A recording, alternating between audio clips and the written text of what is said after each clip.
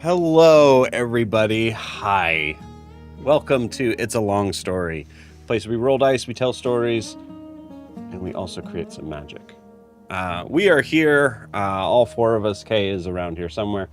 The beautiful and awesome friends in the Brasslight. Everybody, please feel free to take a look at your camera, wave, and say howdy. Howdy. Howdy. Howdy.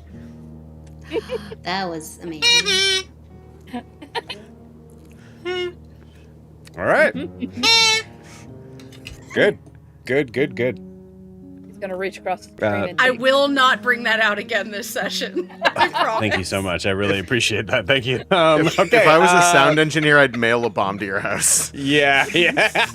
Man, that's a really good statement of what's going through my head right now. Kay, I love you. I live to piss Joe off a little bit. Just like tolerable amounts. Just a little bit. Hello, everybody. For those who have no idea, this is We're a D&D live stream that runs every Monday, Tuesday, Wednesday, Thursday, and Friday. Having 5 parties, living, existing, and breathing. For those that do, in the same homebrew world, the wonderful, beautiful world of Estero. So welcome.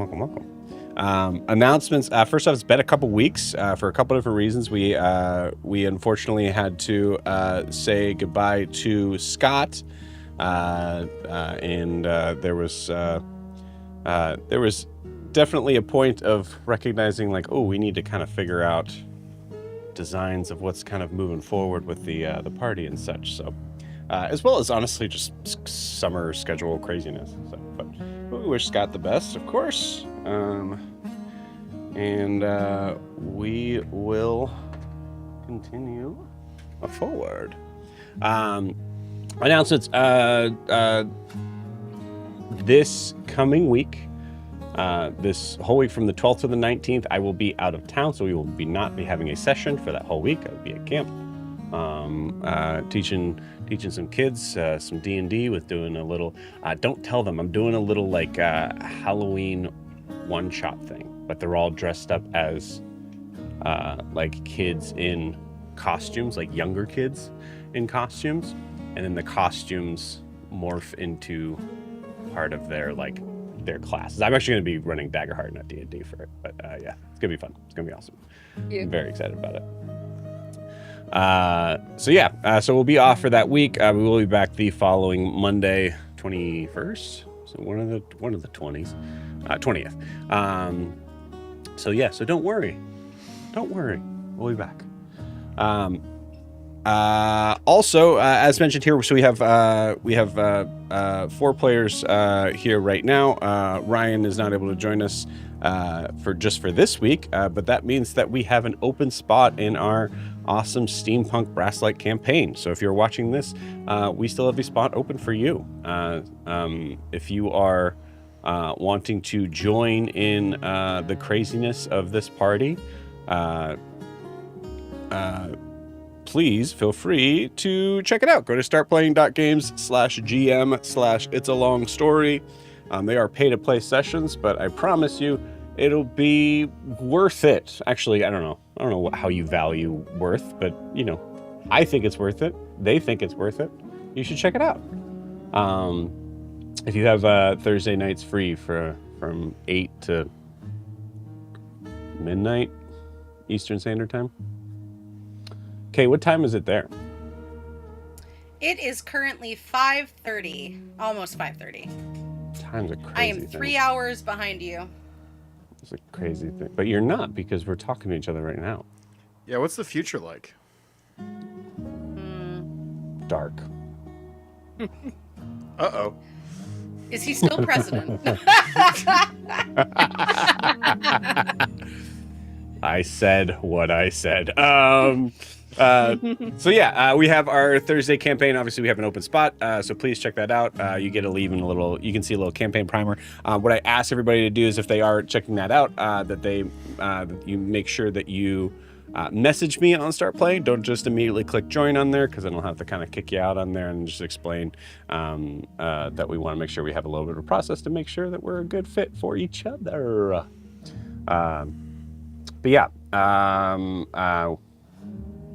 Please reach out. We would love to be able to fill this spot as soon as possible. with the right person, of course. So. Also, we have an open spot in our Tuesday campaigns as well with New Moon, but for that, you only have about 4 or 5 days left to jump in. We did have an interview that went really well for that campaign, but so we're just leaving that spot open if there's anyone else who wants to throw their hat in the ring. But if you do, if that is you for Tuesday campaigns, which is a little more like high fantasy based, I don't know. Actually, you know, it's funny. Okay, maybe you could help describe this. I was describing this to someone the other day about this, and I was like, it is high fantasy. It was designed and started as a high fantasy campaign. It gets pretty grim. It gets grim. In New Moon specifically, the players add so much like levity to serious situations. I think it still sits in the realm of high fantasy. Still high fantasy. If we were a group like Brasslight or Reckless, I think that we might lean harder into like almost like horror fantasy. Interesting. I think Reckless is for sure high fantasy. So that's interesting. Yeah, but the players. I just remembered Ogre's in it. Yeah, Ogre is very high fantasy.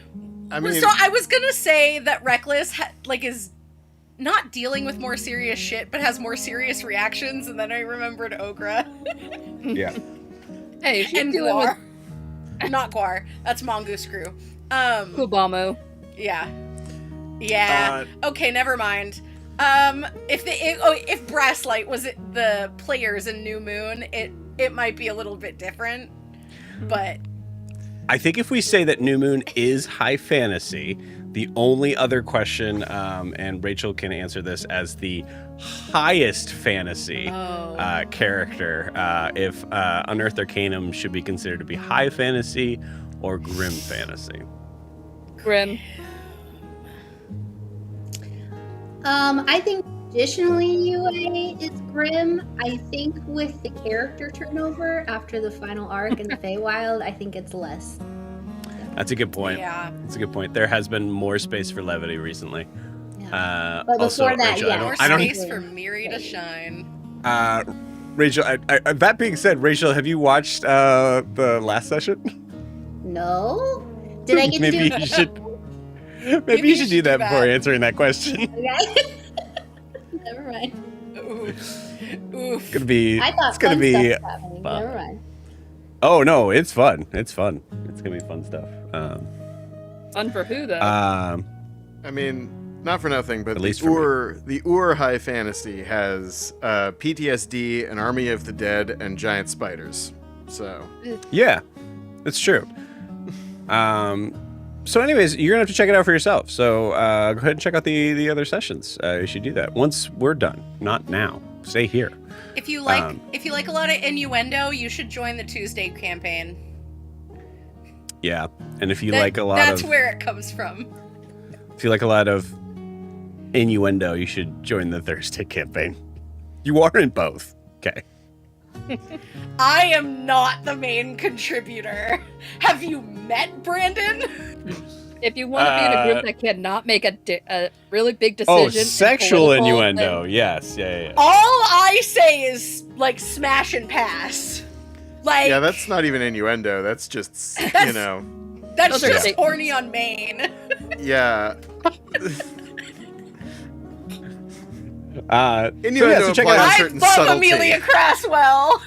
That's a fantastic phrase, and I think that's going to be the rest of my summer. Yeah. Never heard that Horny Maine. phrase before? No, No, no. horny on Maine. Guys, It's about like Hey, Kay, I'm sorry. I do have to finish this intro. Sorry. If you don't mind, but All right, we're playing D&D. I'm sorry about that. That's right. It is a Yeah. D&D. We're not do just you guys just having wanna a run a- conversation with our friends. You guys just want to That's run a friends wild. podcast where we talk about Dude. where we talk Mediocre about Men how Rachel podcast. and Ross were on a break. Real quick. They Either were on a say break, it doesn't mean he's not they a dick. were or they weren't, or I have no idea what you're talking about. They were on a break. They were. They were on a break. Why does However- Ross, the largest friend, not simply eat the other friends? First of all, you got that from a meme, you loser. I got that from Futurama. You are correct. Second of all, if we're being nuanced, which we don't need to be, but yes, they were on a break, it doesn't mean that Ross is not the worst person in that show. Oh, yeah. Ross is not even here. Yeah, poor Raza. Yeah, Raza's not even here. Wow, Ross okay, that's is so the worst mean. person in this show. No, he's the worst person on Friends. Lorify is Poor just going to be Lorify. like freaking out between Yeah. Ross and Rasa. Oh no, yeah. Speaking of Okay, I'm Lorify, shutting up now. All of a sudden, Thank you you. your name Frank. Thank you so much, Rob. Speaking of Lorify, let's jump in and talking about our sponsor of the year, which is indeed Lorify. They have been. Where are they? Where is it? I don't know. It's one of those sessions, guys. How's Jordan doing? we're all a little punchy. How is Jordan doing? Yeah, Jordan's doing great. Lorify's doing great. It's an awesome and very beautiful platform that we've been using for the past year. It is a note-taking platform that takes the notes for you, so you don't have to. How it works is you take the recorded session, whether that's like sitting at the table with your phone hitting record, which actually, by the way, so this is from a personal thing of something that I do, of just hitting record on my phone, which means that as I'm at the table, I actually have no access to my phone, which is very nice, so that I am able to stay constantly paying attention. It's great, super cool. So yeah, you take that recorded session. You're not playing Balatro? Yeah, I'm not playing Balacho. That wasn't a shot at you, Kay. You took that. That's on you. You don't I'm catching my own strays. It's fine.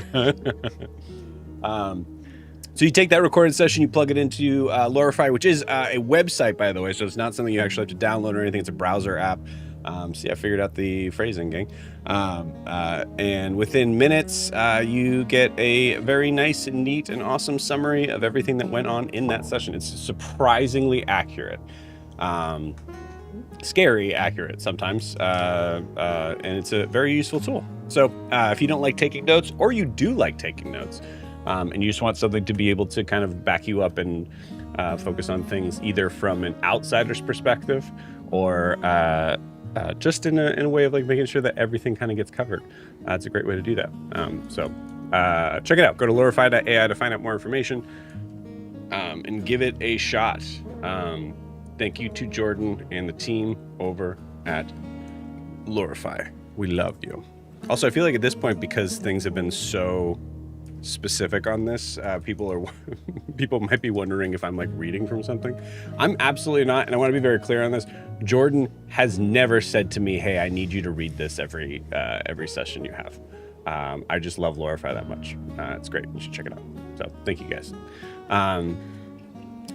That is it. I feel like I'm missing something. If you're wanting to support the channel, best way to do so is to like and subscribe where you're watching this, whether that is on YouTube or Twitch. You can also check out our Instagram and TikTok, which will be down below. I just switched over. Now you got to watch more of this. But yeah, you can check that out at It's a Long Story _TTRPG. And lastly, this is a live stream too, by the way, so you guys can just feel free to jump in and say hi. Last session on Mongoose Crew, we had someone that I think was new, but was very interested in the campaign. So we had some fun little comments thing on there. We love that. So please feel free to do that. Thank you. Let's see. What else? I think that's it. Cool. Who is doing recap? Me. Great. Awesome. Friends. Family. That. Before we jump into tonight's session, we need to get a recap of where we left off with the Brasslight. So, Rachel, please take it away. All right. So the session begins with a dinner, a high-stakes dinner at the Brass Lantern in Rasia, which is where we still are. So Blair, Raza, Ophelia, and Sheriff go to meet with Michael Baskin and friends, who is apparently a cog in the Ferrum Pareo organization, which you may recall is one of the kind of, I guess they would be revolutionaries. Some people will call them terrorists, who are fond of blowing things up and assassinating people. So Baskin reveals he knows intimate details about Blair's brother Leo, the train bombing, and they're trying to pressure Blair into talking about her role in the event. And it's very, very clear that they are interested in Blair and having her involved with the organization. And for obvious reasons, Blair is upset. She's upset about them asking about her brother. She's upset about them trying to pull her in, and has some extreme reservations, I guess we could call it that, in being involved with him. So Raza, as this is going on, secretly passes Baskin a note stating Blair is not safe. Which Ophelia noticed him doing that, but didn't read it and didn't quite know what was going on.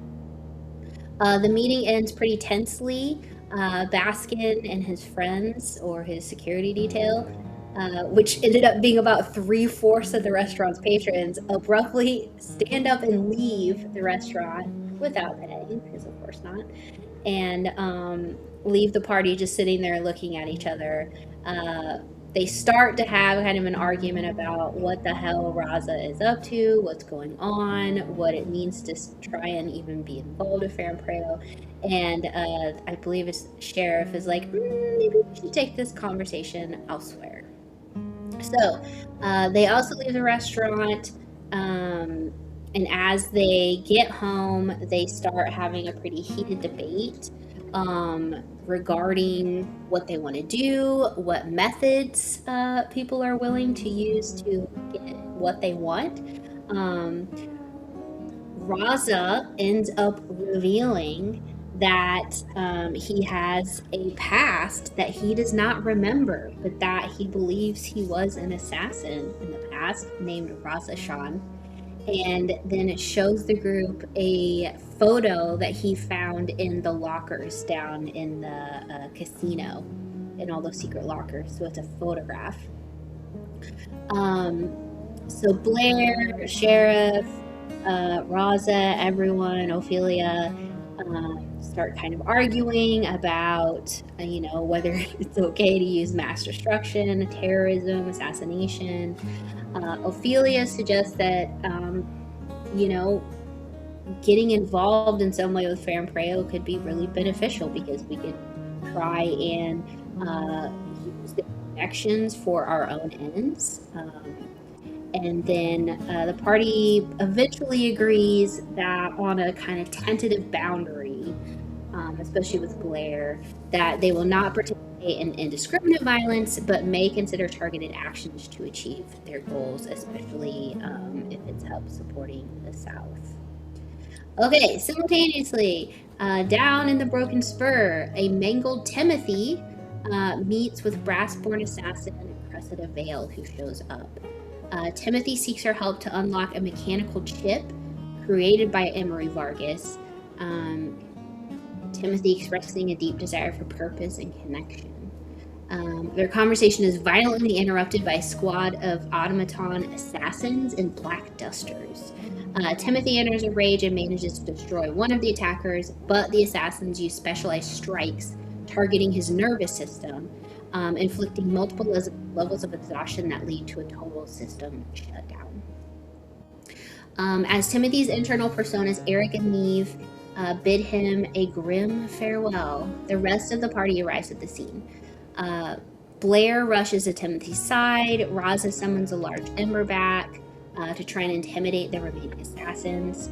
Sheriff creates a zone of magical darkness and cold using Hunger of Hadar, and Ophelia uses her, I did not end up using Mantle of Majesty, but some other spells, to command the attackers to flee. Through the combined effort of all the parties, they ended up neutralizing that immediate threat. And the last assassins retreated, but Timothy is still in total system shutdown. Blair realizes that healing is not going to help here with Timothy, and so she races down to the sub basement to try and get some Dominium core from the building's power system. She grabs it, returns, and then using mechanical knowledge, mini cantrips, she tries to do a desperate jump start by connecting the Dominium to Timothy's internal systems to see if she can get him back with the living. And as she starts to do that, that's where the session ended. Beautiful. Awesome. Thank you very much, Rachel. Please take that point of inspiration. Any questions, thoughts, or additions to what happened in the session, gang?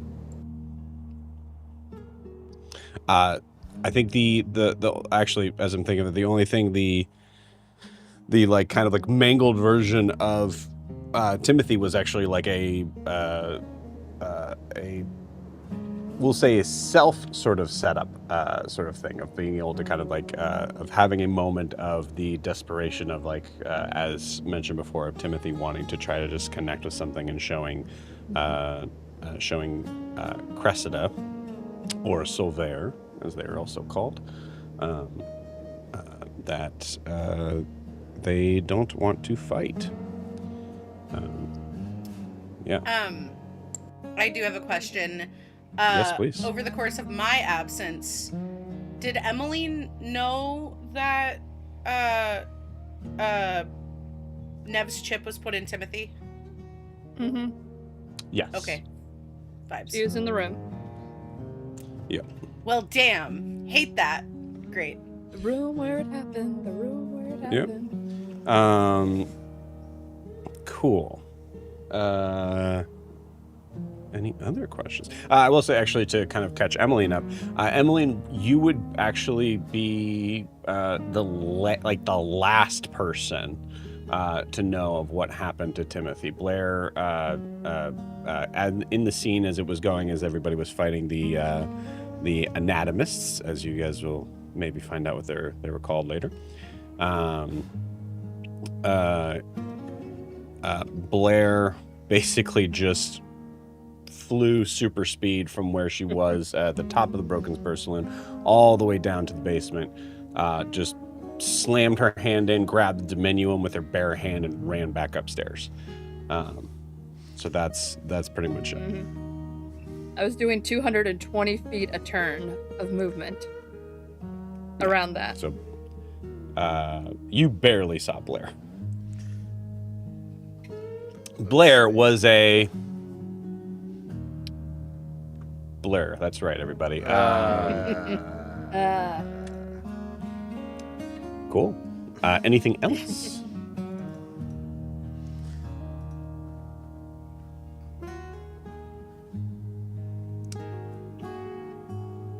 All right. Well, without further ado, gang, you guys want to play some D&D? Let's go. Aye, aye, Captain. Hell yeah. Yes, please.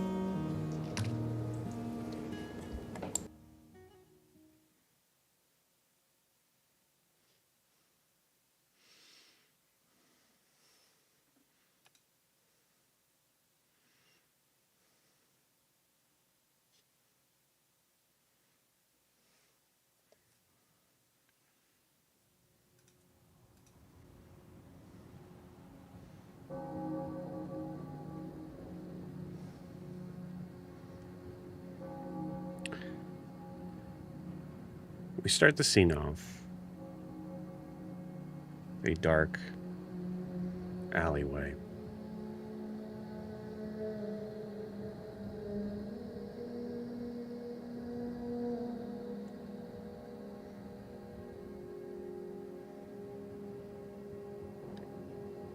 Rustic views of broken down,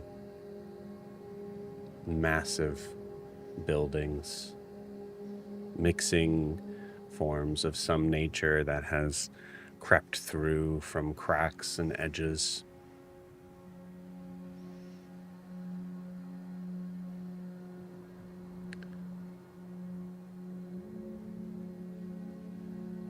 To the hard, forceful design of modern invention.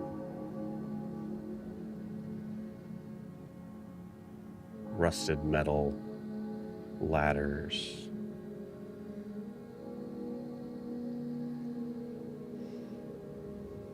Hanging crooked and one-sided outside of windows that are mostly covered in their glass.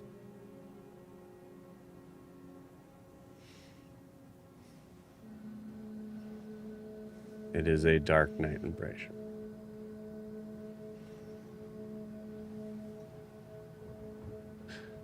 We feel the camera continue to pan, not down, but up.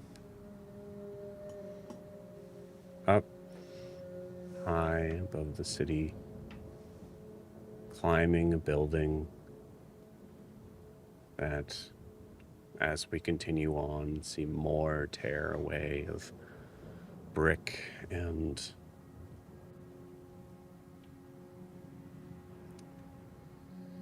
signs of wind damage.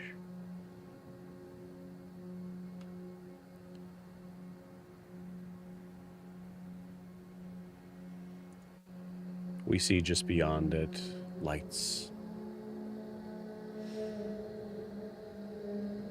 To the north, Bracia that is still awake, still active.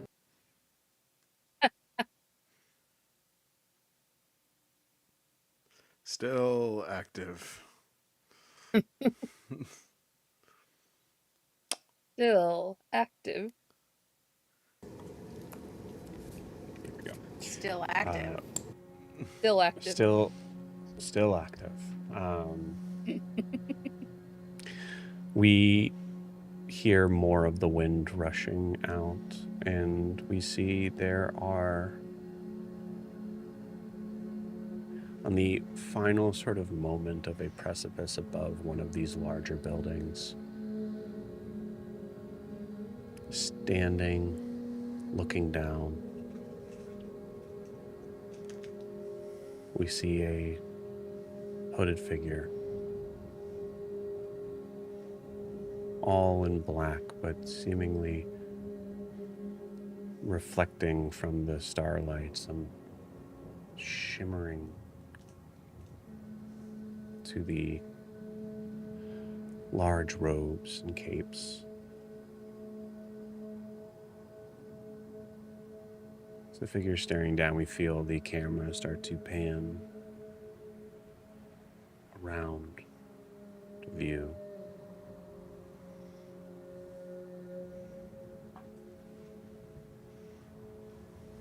Figure with bright, glowing blue eyes.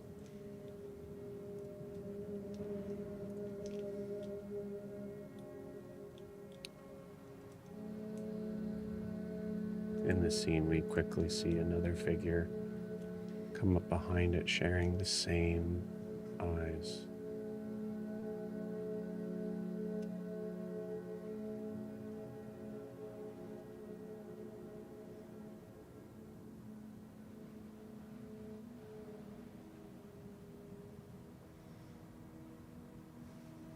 So it started.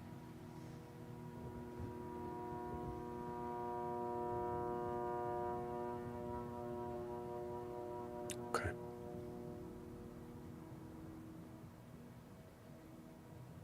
You see the figure looming over the shoulder of the other one. Put a hand of crackled blue skin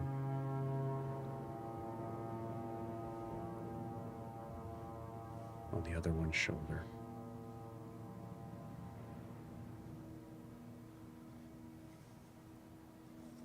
Only days now.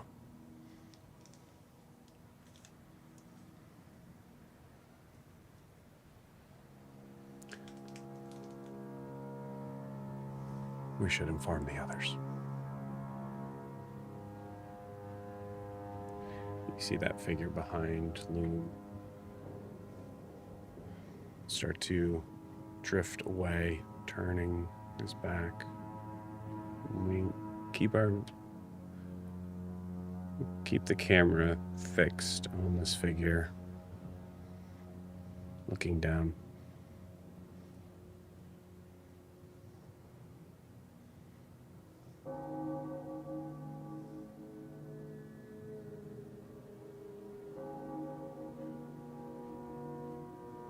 We see a look of dread.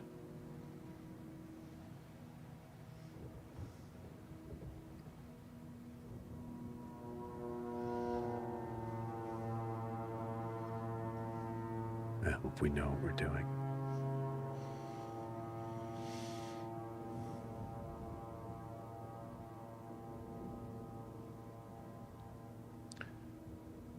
We see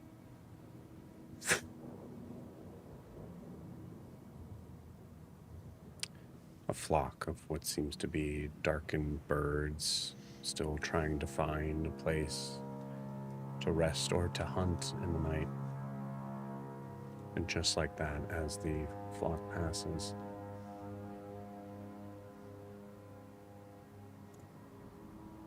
those figures disappear.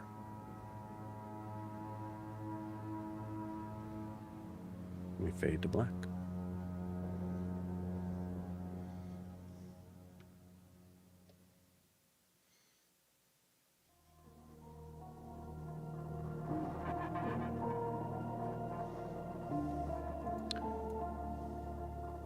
So we come back into the scene. We are now inside the large iron cage in the server room under the broken spur.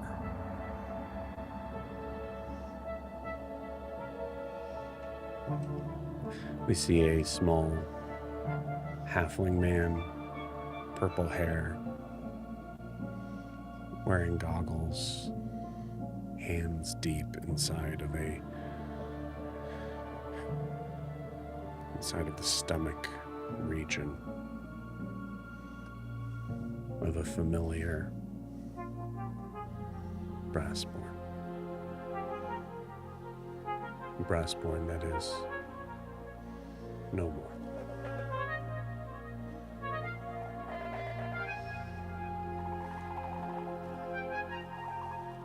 The rest of you are here, somewhere in this room, or just outside it. You could be at the bar.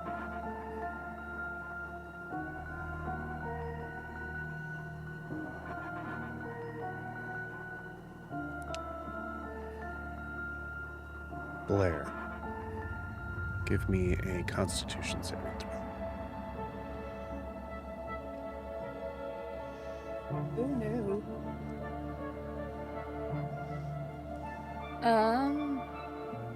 That would be a 5. Well, no. I rolled a nat 1. I'm gonna give you my inspiration if Joe will let me. Okay. Yeah, I think a nat 1 plus 5 with a nat 1 isn't gonna help.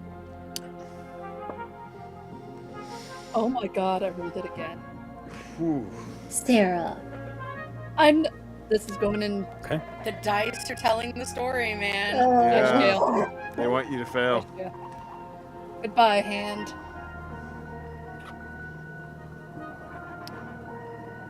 Hello, robot hand. No. Oh. Blair, you are... actually, you described to me, where are you in this moment, regardless of what's happening to you? I think Blair's with Gaspar. Like, again, elbows, like, deep into Timothy, trying to figure how this is work. Like, if there's a way to bring him back. Seeing if the Dominium is having any reactions to anything we're doing to it. Okay. You have been aware for the past 10 minutes or so that your right hand is not working. Have you been trying to hide it? I think she'll just do like this and make twitching a bit. Okay. I'm saying that as you're like trying to help Gaspard in this, are you trying to hide the fact that your hand is not working? Yeah, I'm trying to hide it. Okay. Go ahead and roll Timothy me. is the priority. Go ahead and roll me ironically a sleight of hand check. My God. It's not a nat one this time, but sleight of hand, which I'm good at, but still, it's a 14. Okay.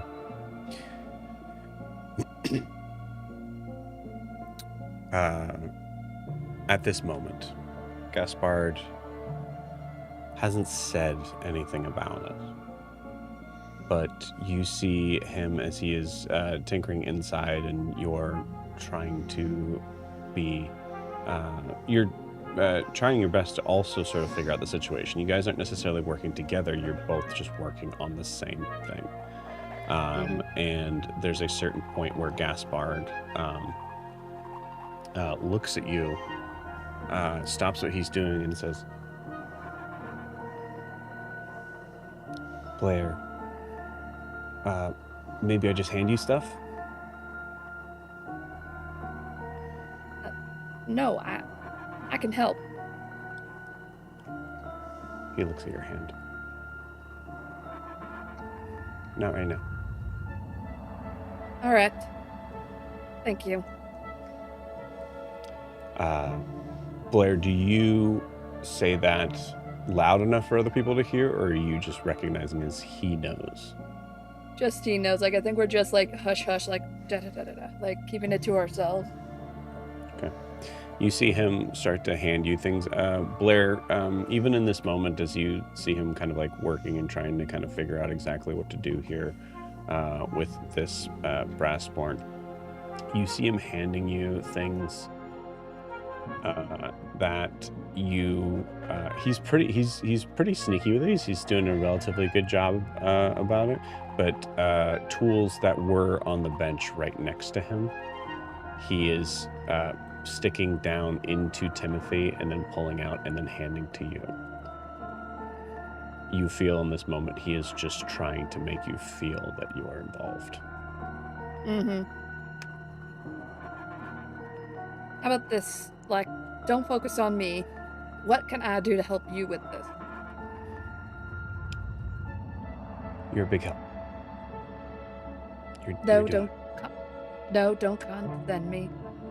Right now, you're doing a lot more than I can, so whatever I can help, tell me what I can do. Please. You can, I guess you can check on the broken power cord, but don't touch anything. Yeah. We see Blair walk away and pass by one of the figures that is also here, that's been standing there, maybe staring in the distance of the scene. Yeah. Who is it? You guys choose.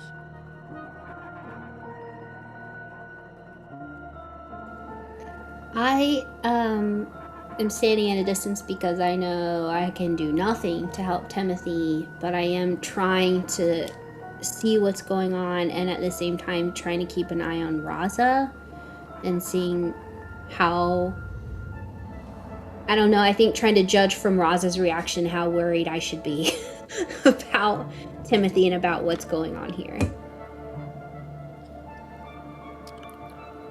Yeah, roll me an insight check.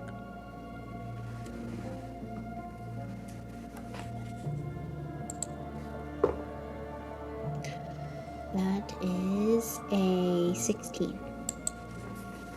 16. having to take some liberties here, but I think I kind of get the gist of this.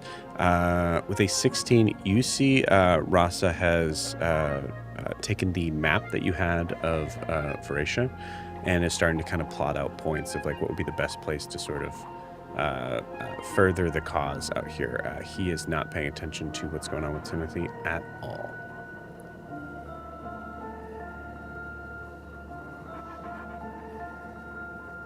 Okay, I'm gonna take that as he'll probably pull through. So I'm gonna kind of scoot over to Raza and look at the map and say, Blair, I mean, if you need anything, we're here.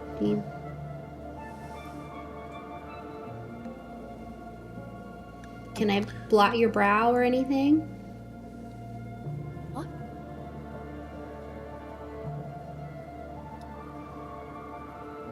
Joe, how many do you think Emmeline's ever seen an automaton or brassborn get decked? Yes, absolutely. Okay. Emmeline is standing against the wall, silent, unmoving.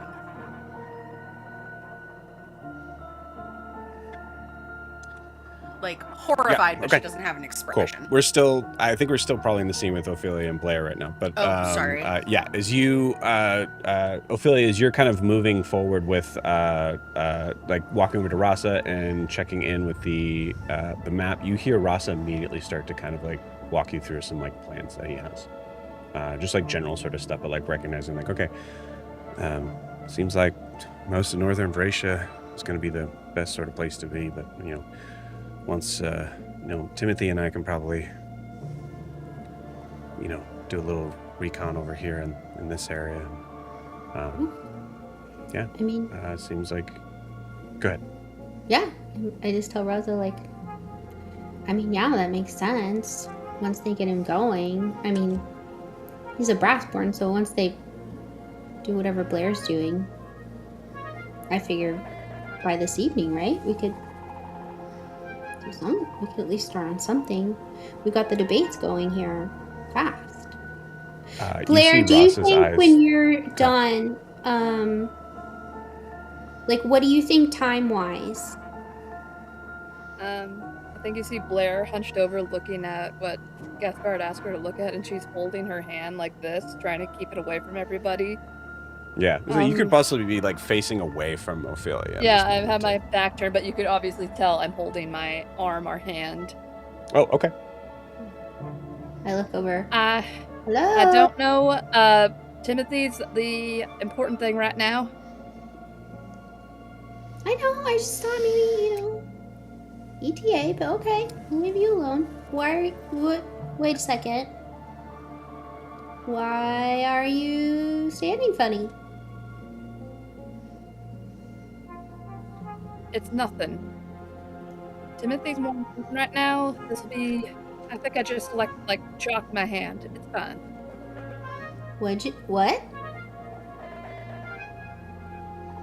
When I went to get the diminuum, I didn't have gloves. I grabbed it with my bare hand. Where? Ophelia runs over. The fuck are you talking about? Show me.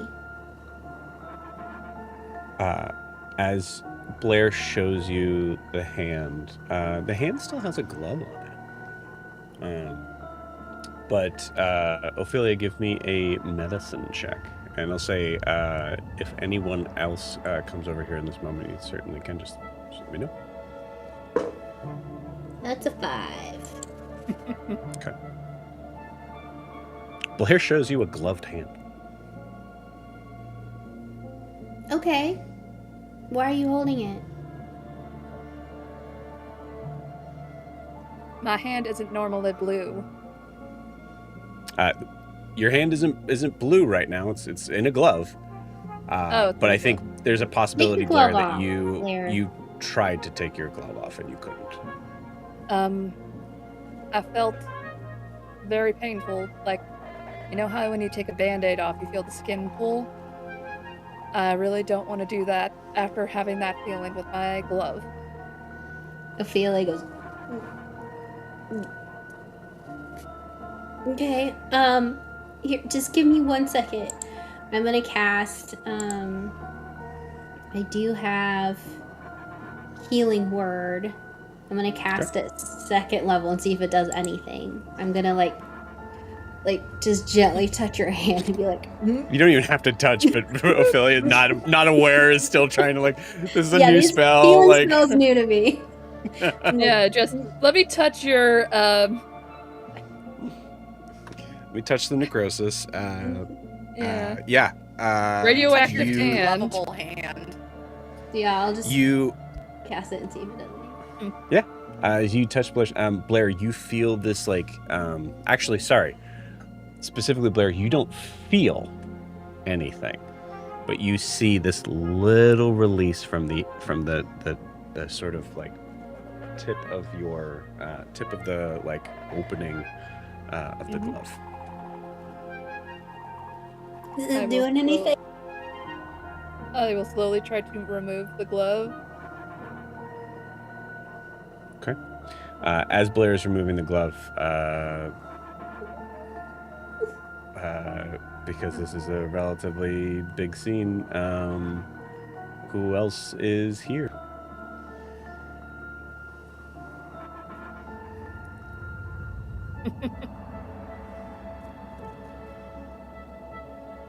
No one. Okay. I'm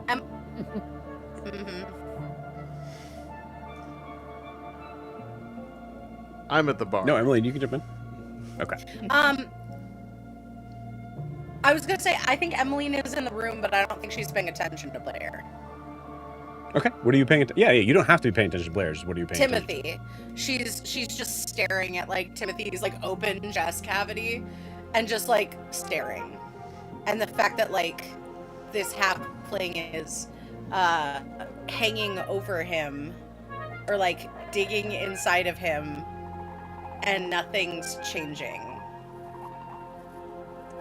Yeah.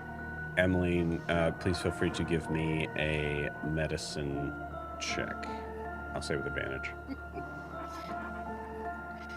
Ooh, boy. Hey, bud. This cat has Blair vibes.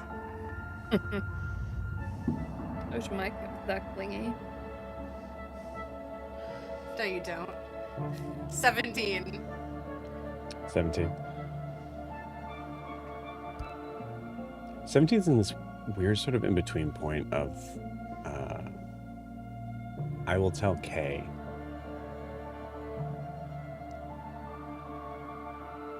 Emily knows.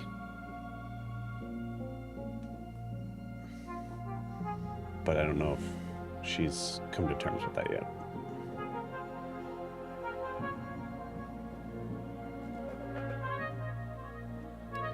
Yeah. The answer to that is no.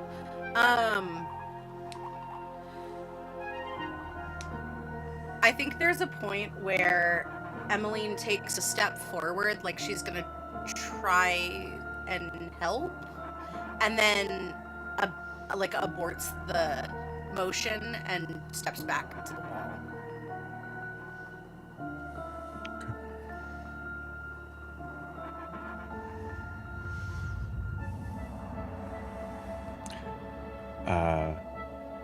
Sheriff.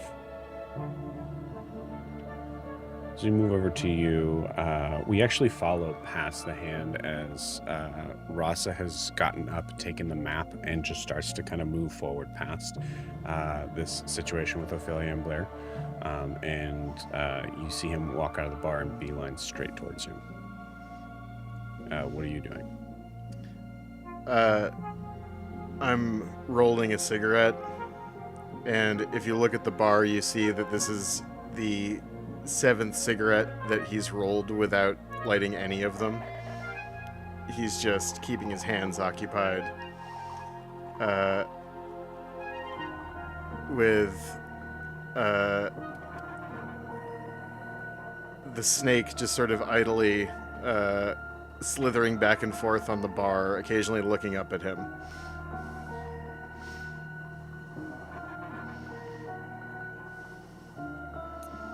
Blair got your tongue, friend.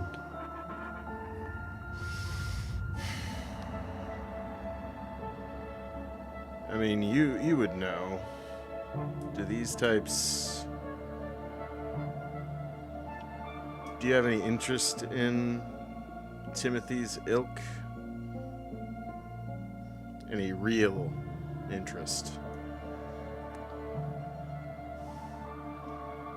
Our understanding souls go back farther than you can even imagine. Even so, Brassborn present a curiosity, but not an assurance. Interesting. Well, I guess the real question is, does Timothy have any potential for future business from your types? Is that the question? You see the snake kind of moves a little closer towards you and actually knocks some of your rolled cigarettes over. Is that the question? It's a question. Seems to me you're planning on smoking the whole forest, friend. In time, if it smokes out the right people.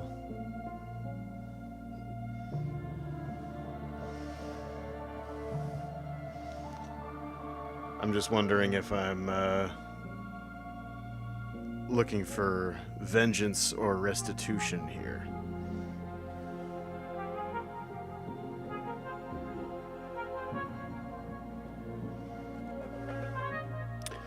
Oh. Are you wanting me to make a deal with your metal friend?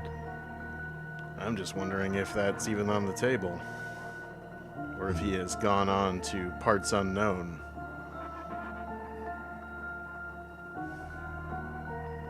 Why so concerned? This is a means to an end for you, is it not? Nothing ever ends.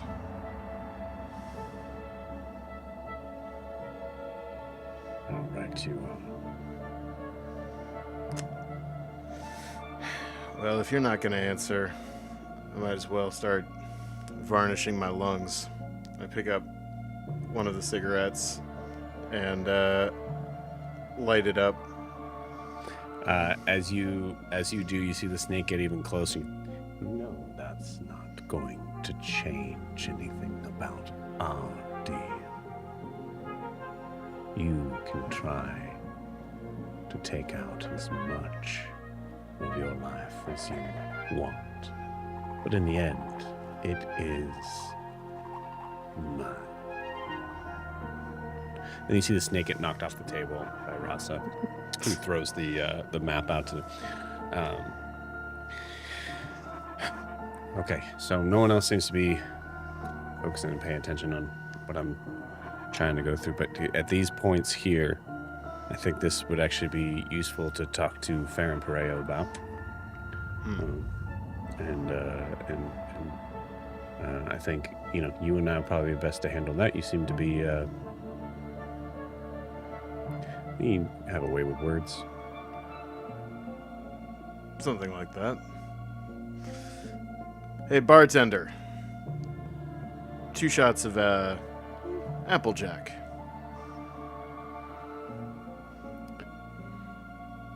I believe we are currently out. Oh, look at that.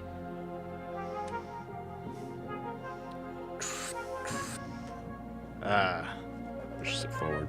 Massive arms, just. Yep. Whiskey's cousin that gets drunk at the wedding. Cheers. What? I don't. You No, don't I'm drink? good. I'm good. Of course I drink. I'm trying to focus on this right now. Okay, fine. Yeah. Nope, great. Thank you so much. Grabs the shot, downs it, and then goes to leave. To Timothy.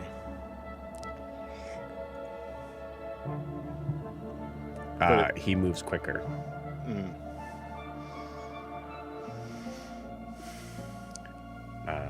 Okay, how's he there?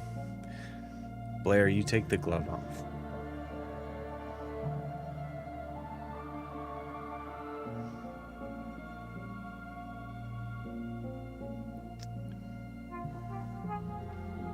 The skin is still there, but it is blue in the sense of giving that sort of look of a face that has suffocated. Ooh. The veins themselves are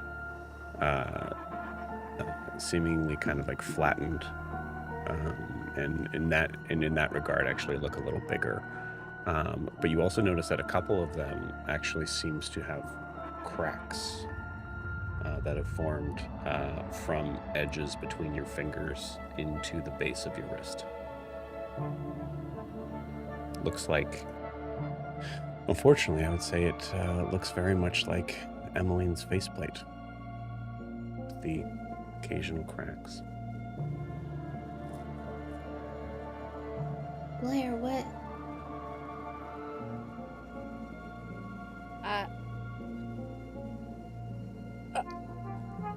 I didn't wear. I think I need to see a doctor. I touch it. Or Can you feel I this? Can you feel?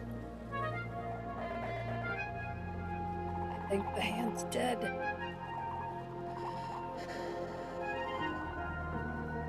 Gaspard! Yeah. ETA on Timothy, Blair's hand. Do you know how to fix this? Let him focus on Timothy, not me. Okay, well, Emma? when are you going to be done with Timothy? What's... Just a few more minutes. Blair, are you looking at Gaspard? Yeah, I'm giving him a look like it's not You happening. you see a look and like Blair, you're not entirely sure, but you know that the Dominion would have been the best bet here. So as you look at Gaspard's eyes, you see Gaspard's not the one that wants to be telling the crew. Mhm. Blair, you can't help with your hand like that. Just come over here, please. Just... We can put the glove... Listen to me. Gaspard and I, we've done all we can. I think. What, for your hand? Nothing He there. hasn't started yet. Don't... No, Timothy. There's nothing else to work with. He's gone. You see Gaspard chooses in this moment to take a moment to kind of maneuver himself to face away from Ophelia and Blair. What do you mean, God? How can he be gone? What do you... Dominion, nothing. We tried to jumpstart it like he had the other ones, but he's gone. And I don't even know about Nav or the other guy that was in him.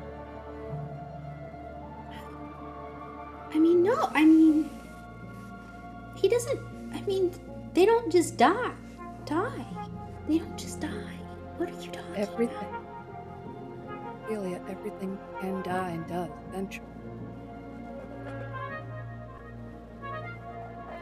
We've tried all we can, and we're working with very limited knowledge. If Lysandra's here, maybe, but she's gone, and we can't get him to come out, and we need to go to Rasa to tell this to him gently. You can't. As we both know he's not going to take it. Blair, we cannot. What? I don't think we can hide it. Maybe. Okay, but he's mechanical, so why can't we just... Okay, I get that you can't fix them right now, but like, we can Whatever like store them his soul- somewhere, and we can No, just tell Rosa that. Timothy was special. He literally had a soul of some kind with the Dominion. That I'm pretty sure of, and I don't think the soul is gone. Not there. He's gone. Emmeline, roll me a perception check.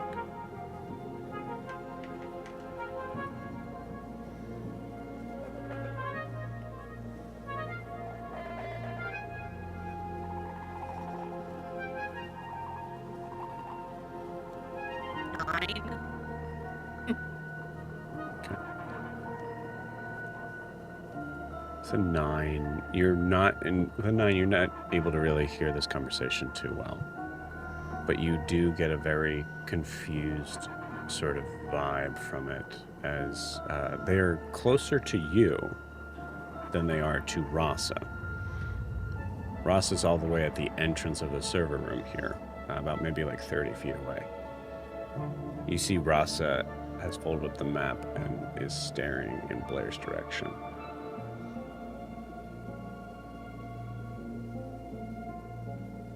And then, I think. Go ahead. You're also, Emily your and- voice is cracking up, but it might be what it is. It's fine. Yeah. Oh, that's Emmeline looks up at Rasa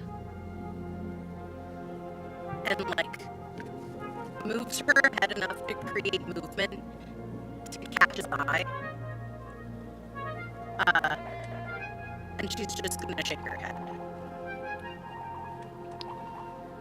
You see Rasa fold up the map one more fold than is probably necessary, and walks out.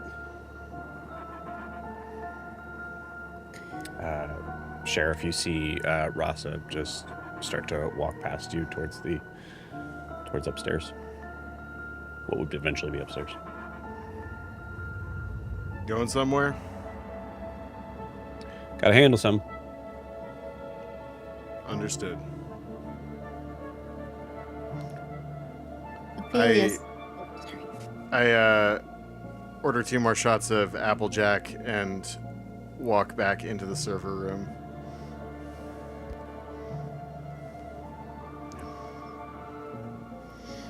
Ophelia's looking around for Raza as they're having this conversation just to make sure he's not like there.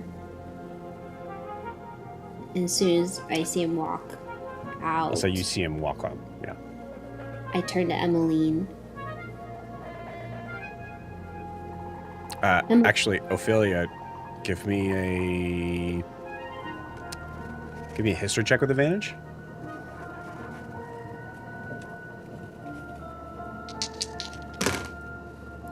Advantage is good. Hold on.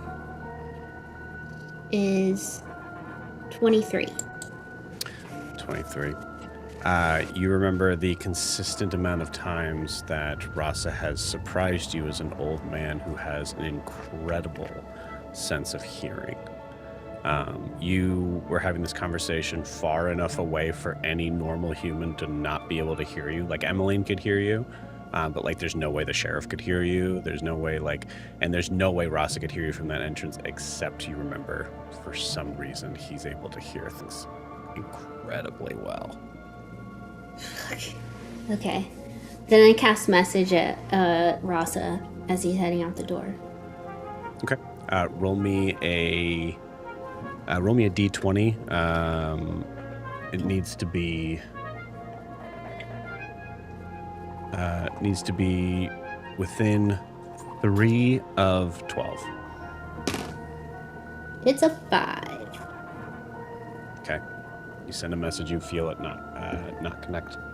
As he's already gone through, you're kind of like pointing at a wall in the direction.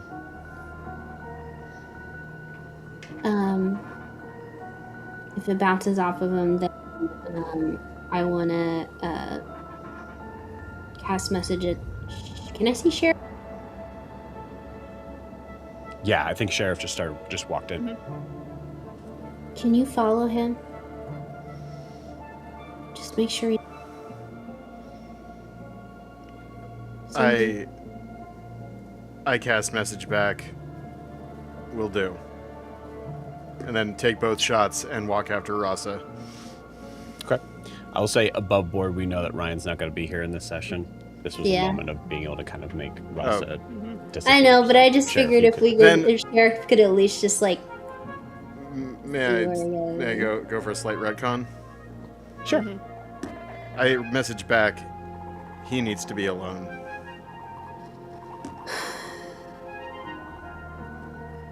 Alright.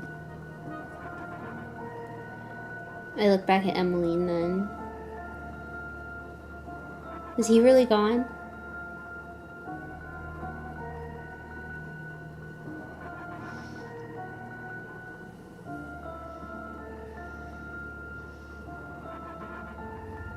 Him and probably everyone else.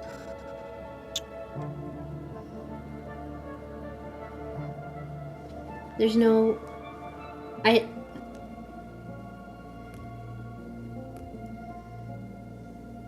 Okay, I understand that Timothy has a soul and that he can die, but the other ones... We can try, but I wouldn't. And I look at I have no idea if it would work. I don't want to give you false hope. We're in completely uncharted territory here.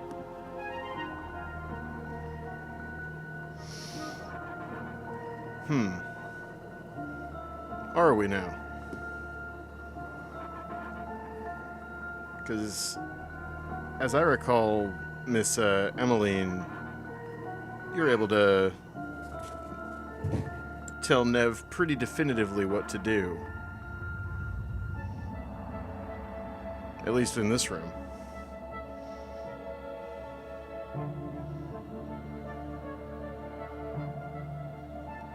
Are you implying? Just saying, it's a little bit different.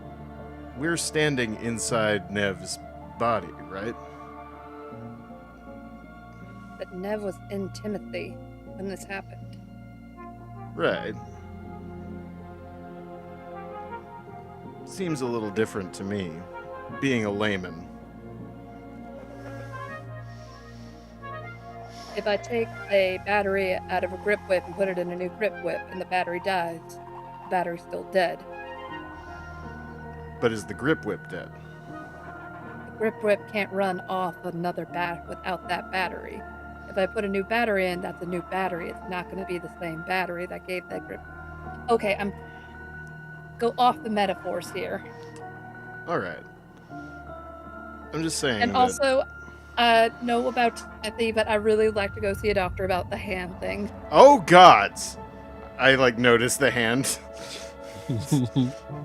It's What? Really, I can't... I'd grab the Diminuum without thinking to get to Timothy, and I have no idea what's happening. I cannot feel it, and I'm afraid I don't know if it will spread. I don't know if that's going to happen to it, but I'd like it to at least stop at the wrist. Yeah.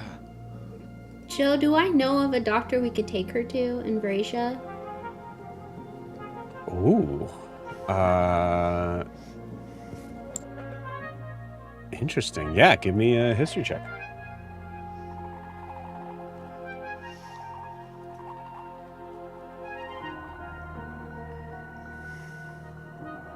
$16. 16. Okay, cool. It's pretty late. You don't know any doctors that would be, first off, able to make house calls. And you're sure that, I'll say you do know a doctor, but it's a gamble on whether or not you'd be able to, it's a gamble on whether or not you'd be able to access them. This is definitely not normal office hours for them.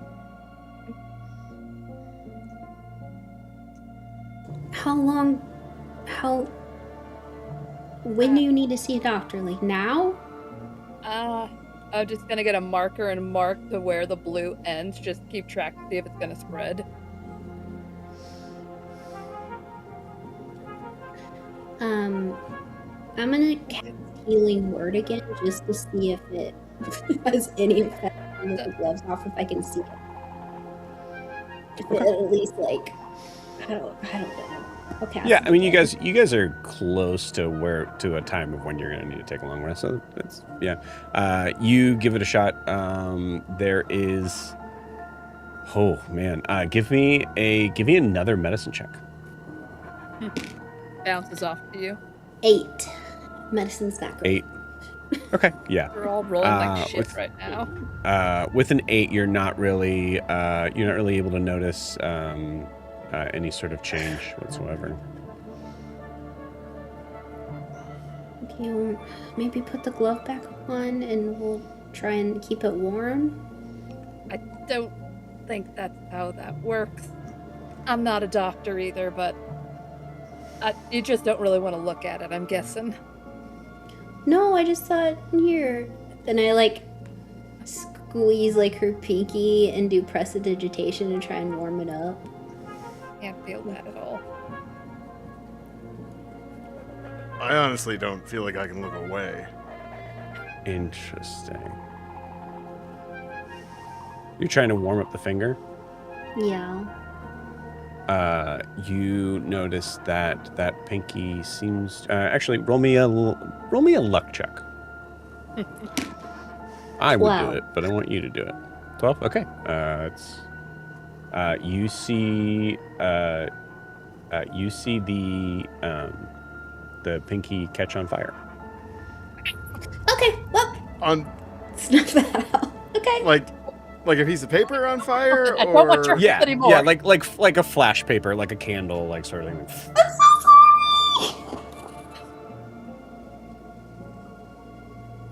sorry. Well, Just put the glove back on.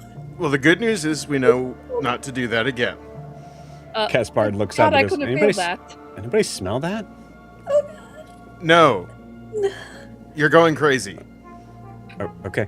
All right. Okay.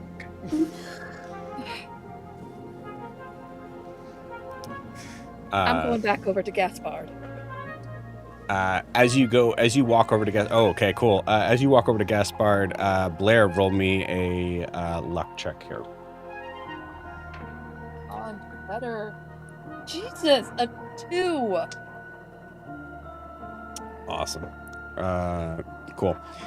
You see Gaspard just kind of like puts out a metal hand and just goes, wait a minute. And you see there is a shot out from Timothy's chest that as it arcs out, it seems to kind of send out and like click into all of the server towers as it continues to sort of bounce off. Blair, you notice that there are several arcs that seem to go off of that hand. As if for some reason it is connecting to something. Blair, give me a medicine check.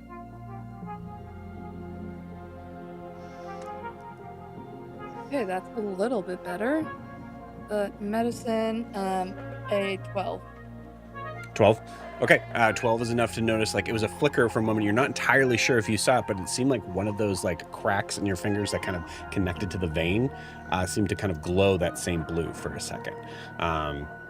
And then it just arcs out back into the server, and you see the room just get really bright and then dim back down as you hear sounds in the corner of the room of what sounds like kind of like the tinkling of like metal forming. Or metal banging into each other. Mm-hmm. Are you trying to get her and the other guy out of Timothy? You see Gaspard look up, just go, what? No, are you? I don't know what happened. And you start to hear N.E.V.E.'s voice from that corner of the room. Is it just Blair that hears it? No, you all hear it. Called it.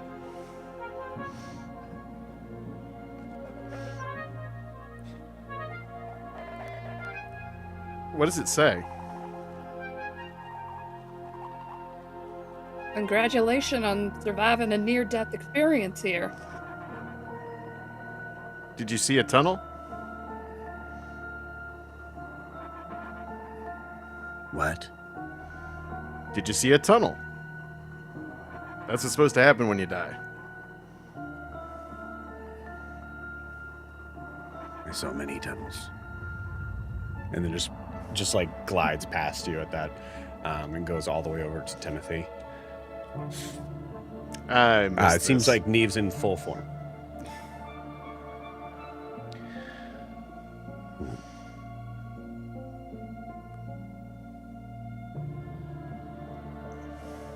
N.E.V.E. Okay. Hi. Hello. You're all right. Yes.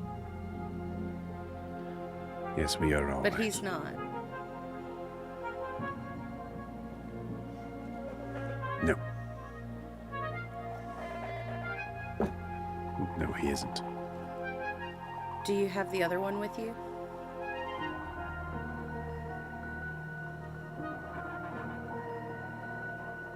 Good.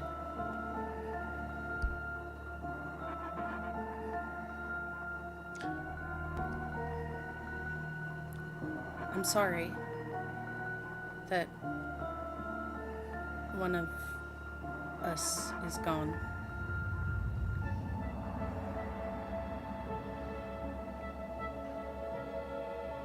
A useless thing to say. A human thing to say. And therefore useless. N.E.V.E. Where were you? Where were all of you?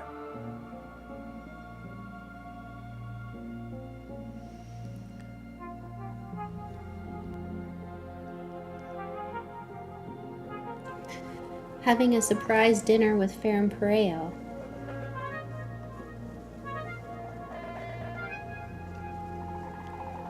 Well, I hope you're happy. No. One of us is not. gone.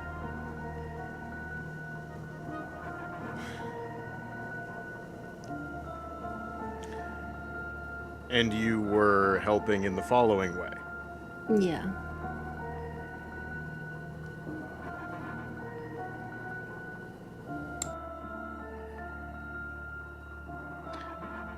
I was there. Just more than I could say for you all. But I understand we are just tools at the end of the day for you. You know what now? And she pulls up her blue hand and just fixes the fingers. I did fucking try. Boy, you would not believe how she tried. Zooms over to the hand. It zooms over to the hand, having the middle finger just this close to her face. Necrosis. Now, let's go.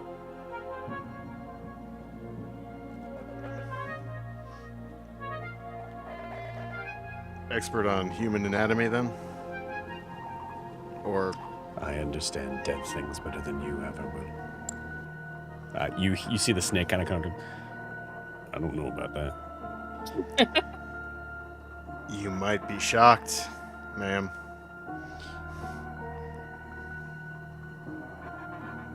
It did something weird when the diminuum... I don't know. I think I'm just getting,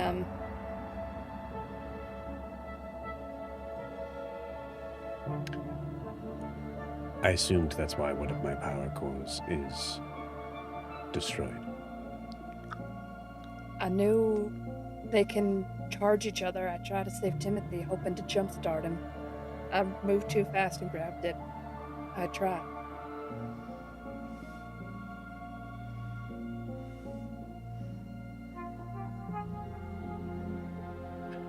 Blair, roll me an insight check with disadvantage. About right.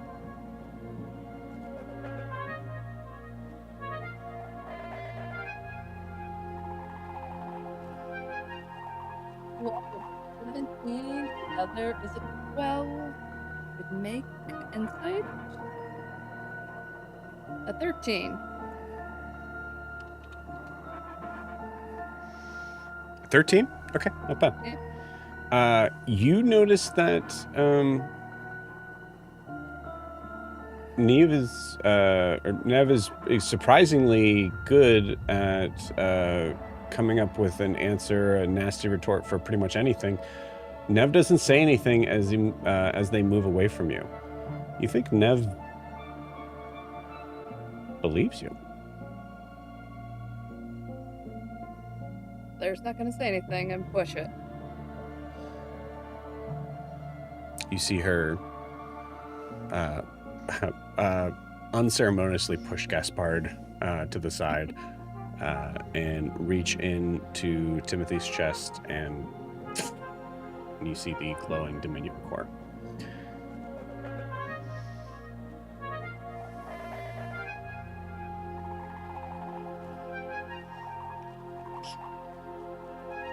And then you see her put it back in.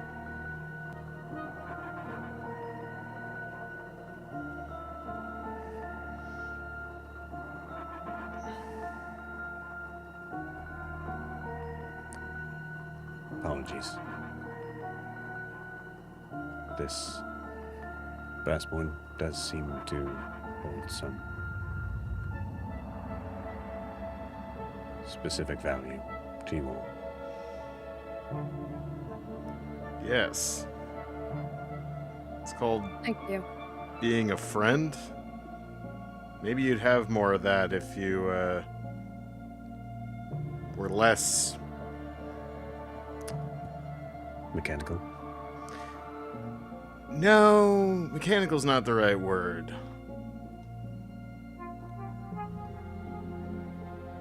Less of a giant flaming prick.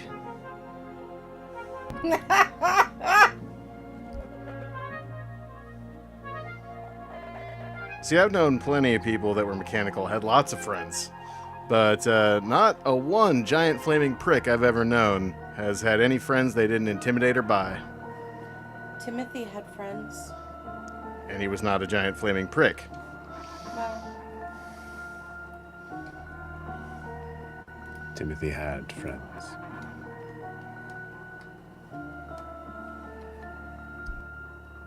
I think, and this is me saying it, we all need to just step back. I really don't want to leave him here, especially. And I don't know what. I hate to say it. I think the only place we can put him is in one of the lockers. That's the safest place for him. Absolutely not. He will stay in the server room with me. Alright. Can you protect him? why? Those things were after him. What if they come back? They were after him for a reason. What if they go after you? I removed his power source and put it back in because specifically I recognize that it is better to have a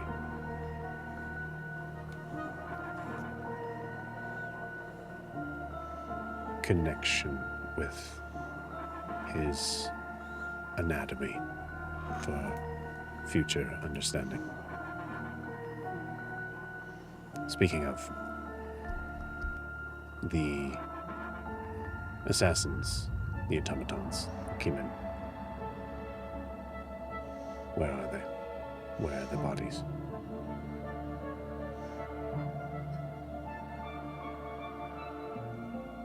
I was too busy running, I have no idea. You guys were upstairs most of the time. I think they're with, what did she call herself?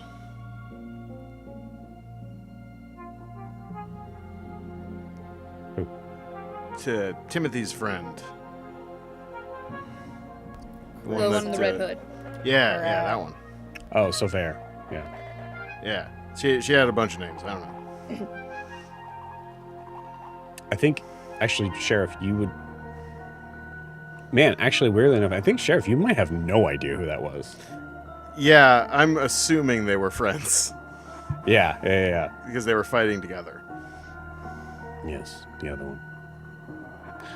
Well, seeing as I need to now be reassigned to this room once again, if one of you would be so kind as to remove those bodies from the establishment and bring them down here for me to research. Not the worst plan.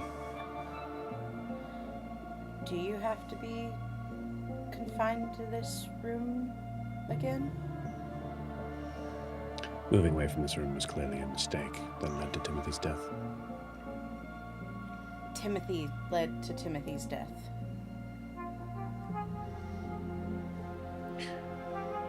Timothy made a choice that was based on an understanding of my foolish curiosity.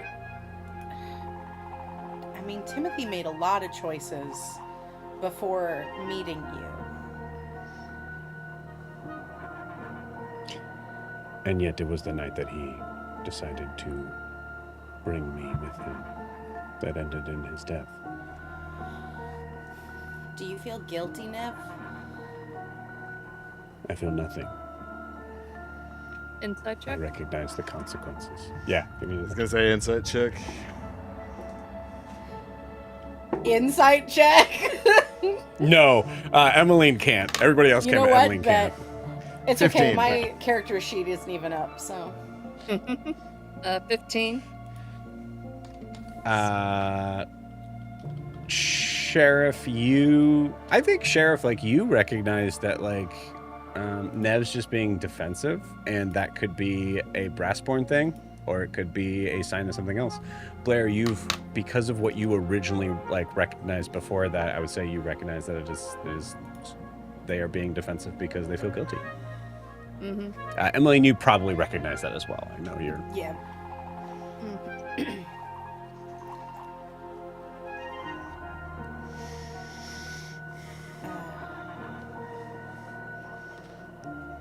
Well, fair enough. I'd be a little gun shy too. You see Neb just shoot a look over at Sheriff. God, there's nothing funnier than opening you up like a can and getting in there.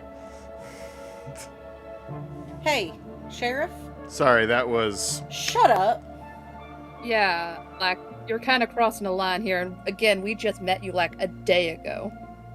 We could try it on you and see if we can put you back together if you'd like. Reprimand I think in the- noted. If this bitch has to make an intimidation check, I just want Emmeline in the back doing quite literally this, just like blood spurting. You see Nev look at Ophelia. I think you see, like, Gaspard at this point recognizing, like, I clearly am not really allowed to be anywhere near Timothy's body right now. I'll go try to collect the other automatons that are upstairs. Anybody can choose to kind of go with him, but I will say before, if it is Ophelia, before that happens, you see Nev kind of turn towards you. What about you? You've been quiet. Well, I feel sad.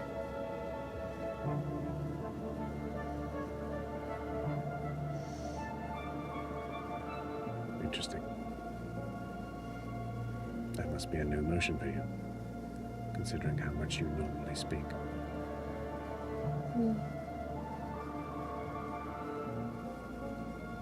Can you fix Blair's hand?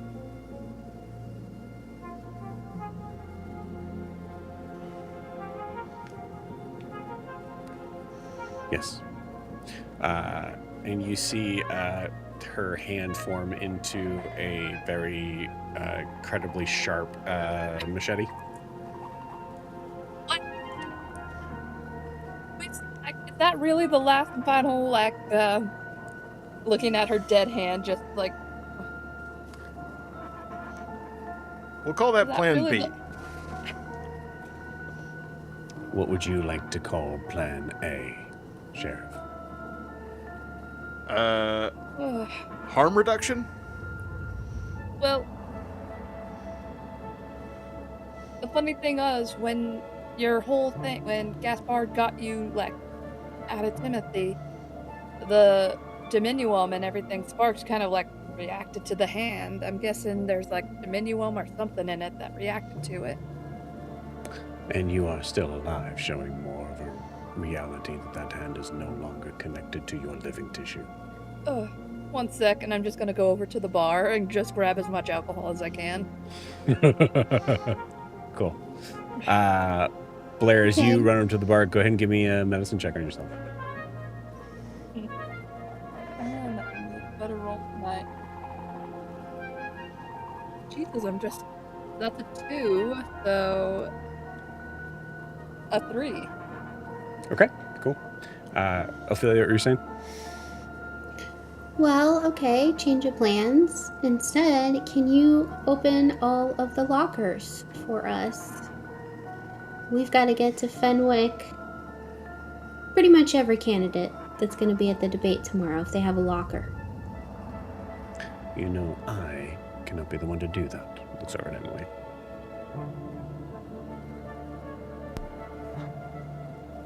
Emmeline, Yes. can we get to the lockers and start seeing what can help Yeah. us with this debate? We're moving on past this quickly. I'm not objecting, I'm just asking. Raza left, N.E.V E won't let us touch Timothy, and Blair's getting drunk. Please feel free. Do everything you can do in your power to bring Timothy I'm gonna back. get my hand cut off. You need to at least be drunk for that. And I'm really sad about Timothy as well. I'm letting you grieve. Alcohol's a blood thinner. You'll bleed out. That is Fuck!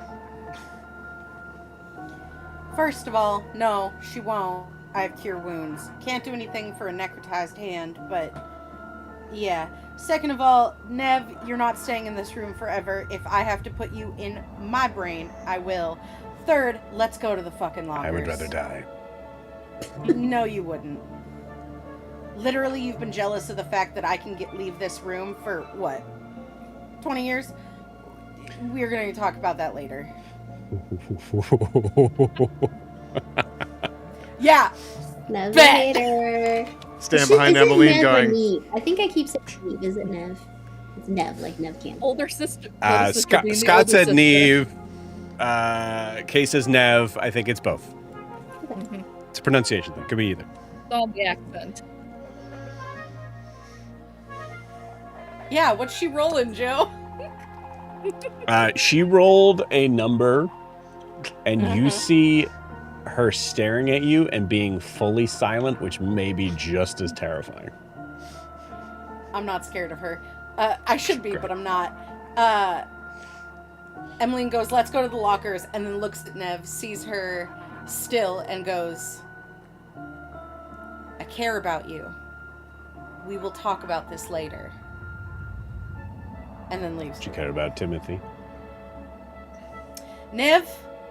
Yes. Of course I did. I'm too human for my own good. You don't get to have the last word just to be a bitch about it.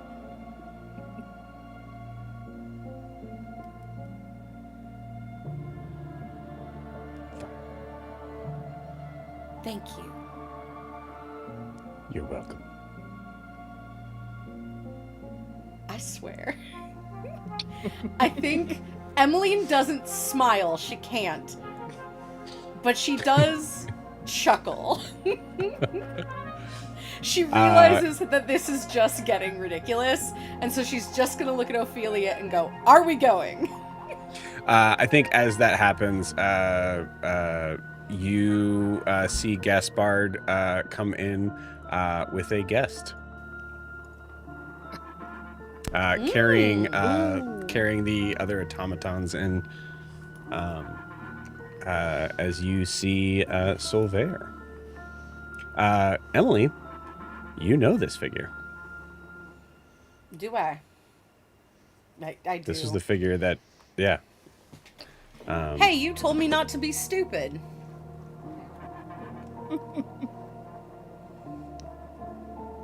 Looks at the carnage. Yet you're here. And so are you. Well, that part, Fair but point. also didn't mean to. These people do dumb things all the time. Yeah. What are you doing here? Timothy asked me to meet him here. Why?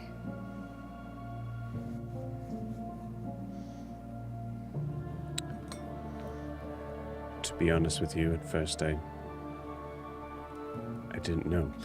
You see Nev mechanically roll her eyes and start grabbing the leftover automaton parts from Gaspard, and just starts to basically, like, you see, like, arcing, like, fingers as she's, like, trying to kind of retain information from them.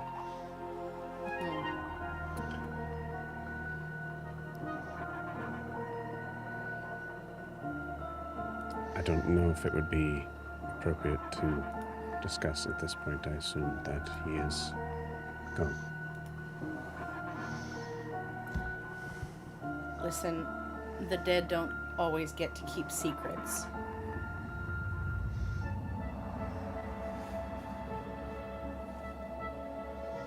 Fair enough.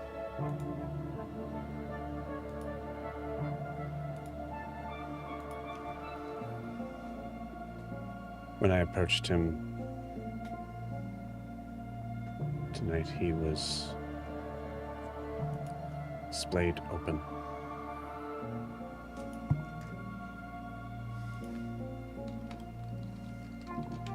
Very, very open.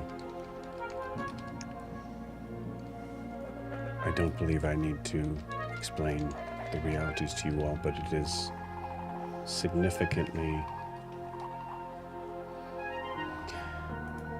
It's not only a defense mechanism based on what it is that we do, but to be a Brassborn and to let yourself be that laid bare. He was desperate. Yeah.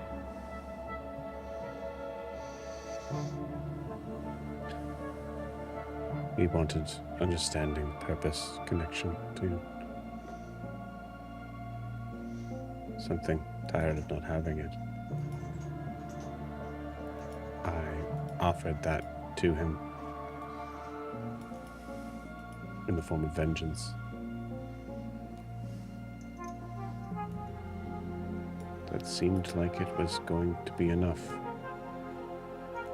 before we were attacked. He was attacked. Truthfully, it seemed that they were focused more on him.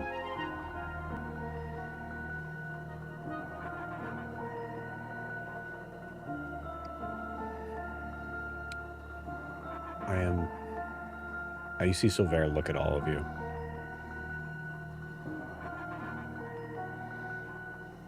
I am sorry for your loss.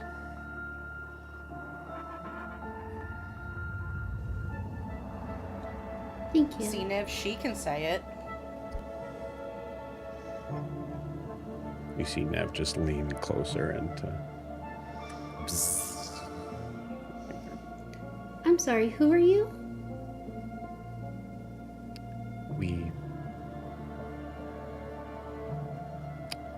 We met earlier today. Cressida.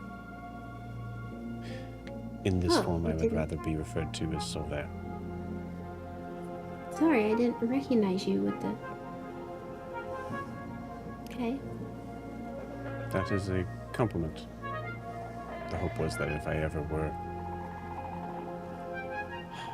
caught and taken off guard, there would be no clear recollection of who I was.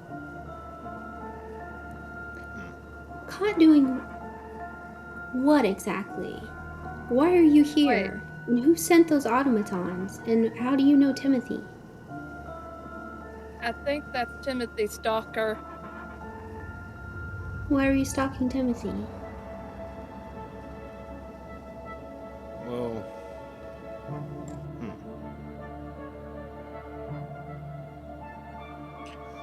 Stalker is a strong word. As much as I was stalking Timothy, I was stalking all of you. Oh, well then. For I how see your point. long?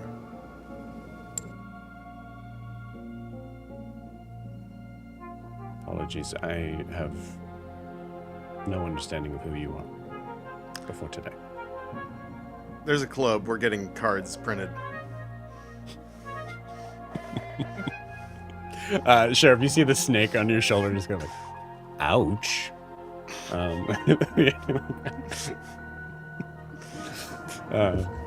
Well, I'm as interested in you as you are in me, so...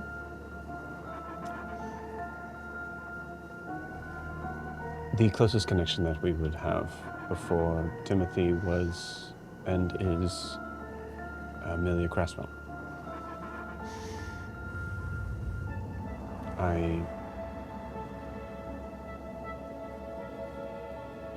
We are...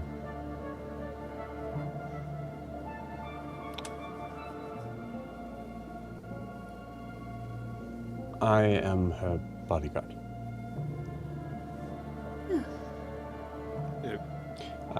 At this moment, Ophelia and Blair, you remember the moments where you like recognize like Amelia Cresswell, like having no concern whatsoever about her own safety. That makes so much more sense. Thank you. Did you ever take out that assassin that was after her?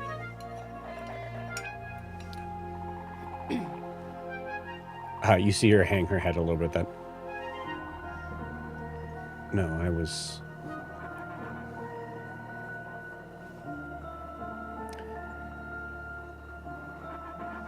I was doing other things at the time.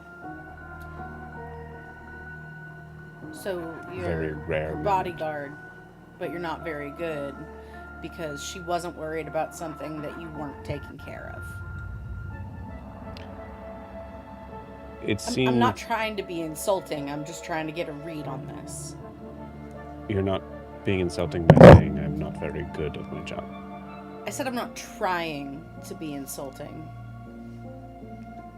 You're failing horribly. I was going to say succeeding quite well.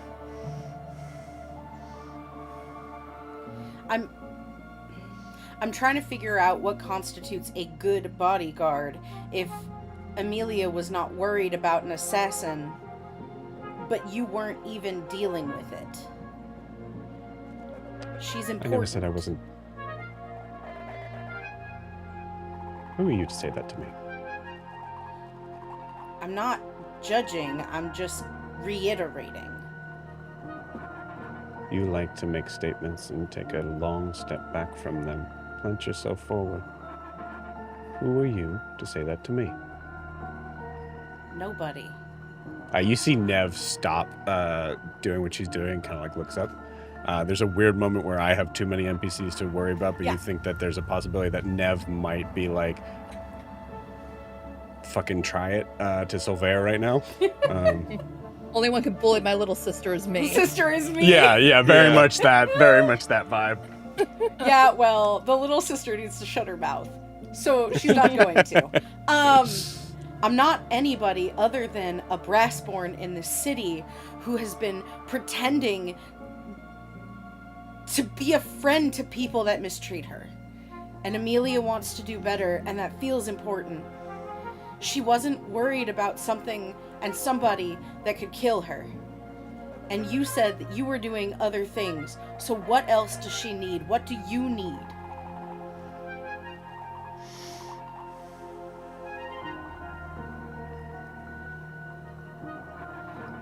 Listen, I already Protecting lost one friend today.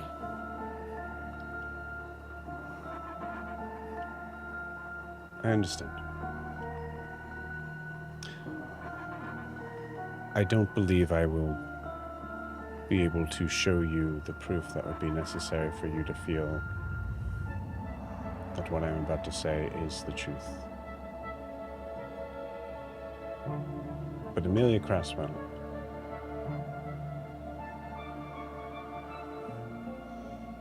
is one of my most important friends.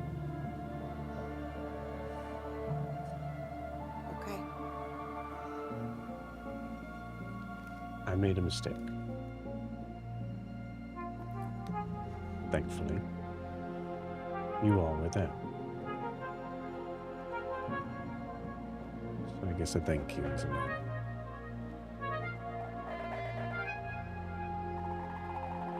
I'm sorry. No reason to apologize. We are allowed to Other have than our the feelings. insulting. Well, if you ask Nev, no, we're not.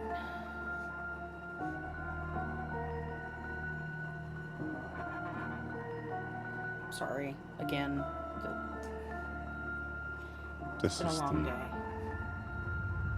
other one. What Timothy was talking My about. family, yes.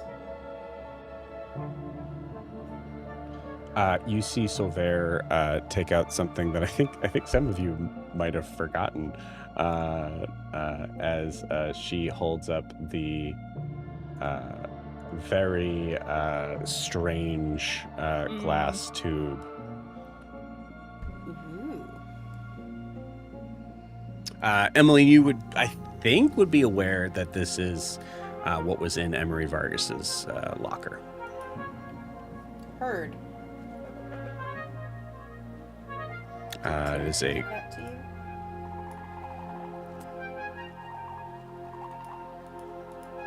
When it became clear that Timothy was not going to be able to save himself, I made sure that it stayed safe. It seemed important to him.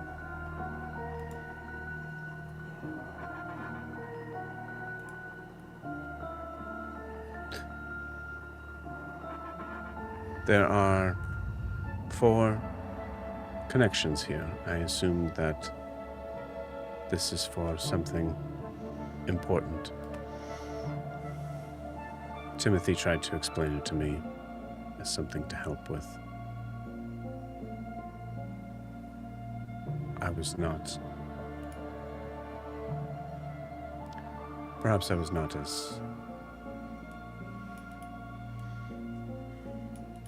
in the listening state as I should have been. Does anybody know what this is?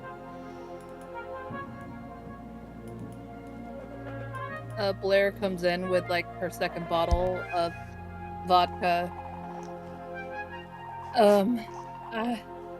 We were getting to that. It seems like it's a connection port between automatons or brassborns, connecting themselves all into that thing together.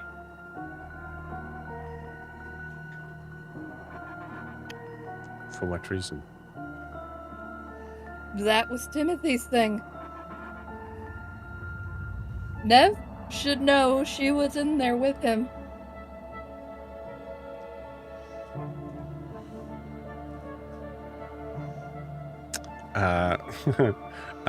Okay. Kay, can you be a favor? Can you be Nev for a second? Oh. Actually, no, you be Silver. I'd like you to Okay. roll me a D20 sleight of hand and add a plus 11 to it. Plus 11, huh? I'm gonna need that plus 11 and 18. 18 total. Yeah. Okay, cool. She Nev rolled a 7. Nev also rolled a 7, but Nev has plus 10 to sleight of hand. Actually, probably a little less. I'll have to check the sheet to be sure, but it's definitely not plus 11. As Nev tries to grab it, and you see Silver just like incredibly quickly like move it out of her way. Oh no. That is not yours to keep. You don't even know what it's for. No, actually, Not do even believe- yours. yeah, technically I do. I believe Blair's right. Technically, I believe that belongs to me. You're or correct. Rasa, depending if you are following the rules of the will of the last owner of the building, or if you're following the rules of Vracia's land ownership. But it belongs to us, Rasa or I. You want to play this game with me, Brasslight? In my domain. You see the lights crackle from the server towers a little more. Silver Is would this hold their Silver? ground. Oh, You're Silver. Or was I yeah. Silver? Yeah, you're Silver. No, I was Silver. Sorry, I thought I was just rolling for Silver. I was being Emmeline there for a second. Sorry. Let's say you were Silver. Oh, that's okay.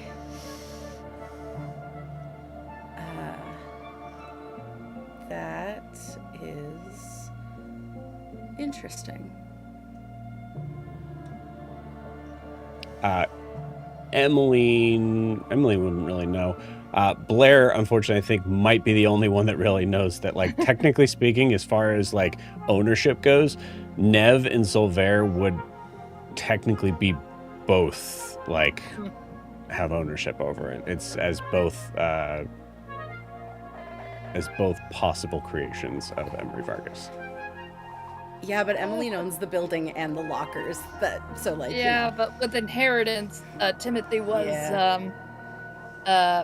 if we're going by like Daddy made me, and Blair's just saying this out loud with the bottle in her hand. If like Daddy made me and Vargas is Timothy's daddy, then these guys are also. But possession is 9/10 of the law, so So it's mine. Give me the vial before. What does it do?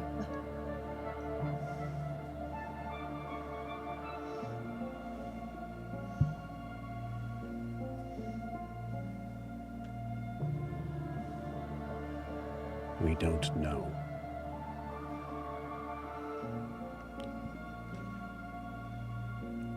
So y'all are having a big argument about who gets to keep the fancy glass vial that does something. Blair, I think you make an excellent point if you guys want to push the idea of like Emmeline should be holding on to it. Yeah. Technically, it's found on the property, and the will says Emily owns everything. That includes that. Also, Miss Emmeline is quite reasonable. She'll listen to both of you. You see Silver and Nev both looking at each other. Nev is so much bigger than Silver, but is also this like very like it's very much like a rogue versus a Titan sort of like weird sort of situation where the rogue's not backing down. So there's like a moment of like both of them looking at each other, and I think they both just go, fine. Emmeline just holds out her hand. Silver places the... Thank you. You hear both of them say at almost exactly the same time, please be careful with it. And then they both look at each other. So, I'm Nev's sister because I was potentially made by Emery Vargas. Timothy was technically my brother. Technically speaking, you are made from me. So if there was any sort of familial connection there, I would be your mother. That feels wrong. An absolutely ridiculous thing. Yes, okay, good. Yeah. We're all in agreement. Yeah, that sounds you've got terrible. You've got sister vibes for sure, and I didn't grow up with them, so that's crazy to know. The vibrations of my body are none of your concern. And the less we think about them, the better.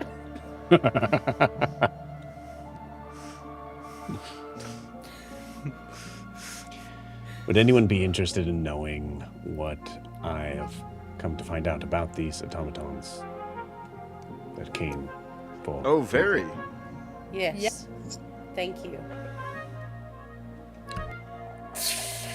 you see on the screen is a strange kind of like momentary sort of like connection of lines that are scattered and start to kind of solidify into a form of what looks to be an extremely specific anatomical design of an automaton. All the cables, all the wires, all the power source, everything from top to bottom, and you see the outline is of Timothy's form. It seems that these assassins knew more about the inner workings of Timothy than even I did. They were given specific instructions on how to shut him down. That explains a lot. Incredibly accurate instructions. How do they know that? Oh, indeed. Huh. Nev, do you know someone named Elise? Yep.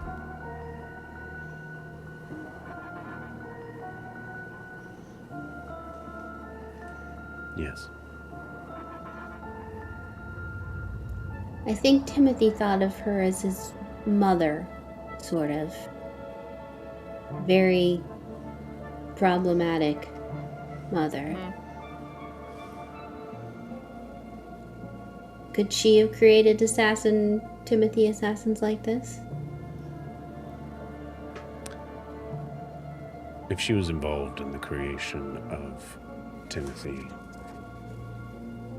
then it's perfectly possible. Do you know her?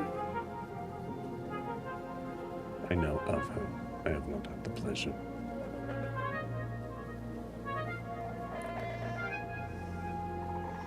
I mean, would you mind sharing what you do know about her?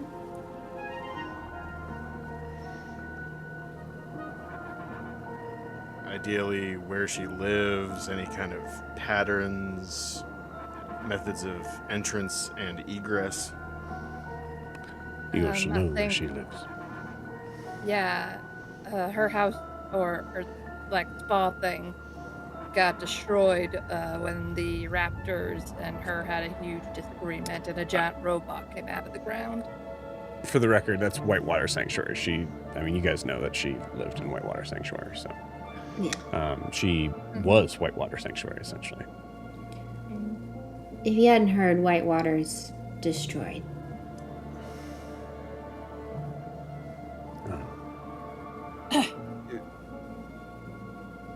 I heard a lot of words just now. Continue. Why Same. would someone who helped create Timothy want him destroyed? She may be working with this administration or even the church. We saw that newspaper clipping about her and the church. It was really fucking weird. Why would the church or the administration want Timothy destroyed? I'm just throwing it out there. You don't get out Neve has much, no do idea you? what you guys have been doing. Neve just looks at Sheriff and goes, "No, we've made that very clear." Right, yeah. Well, in the newspaper clipping, the whole thing took credit for stopping it, and it was the whole church's thing, and that she is supposedly dead. But she doesn't seem like the type to be killed that easily, especially what she had hidden under that place, and gods know what kind of arrangement she has had with this previous administration, and what they probably will say to keep her alive or out of jail.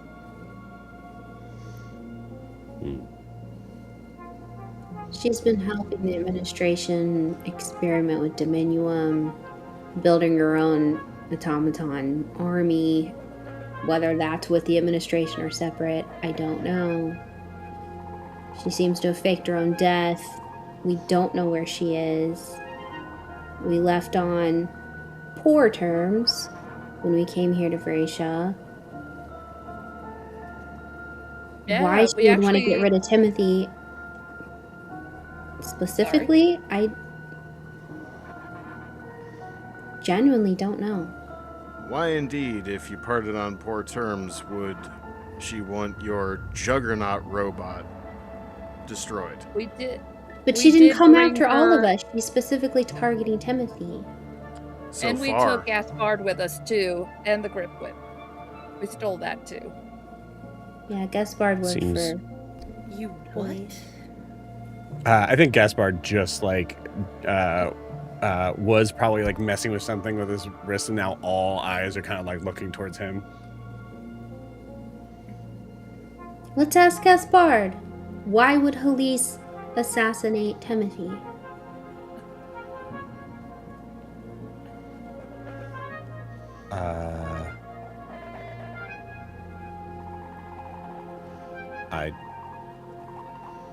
I don't know. I wasn't aware that Halise helped build Timothy. She apparently I worked mean- with Emery Vargas.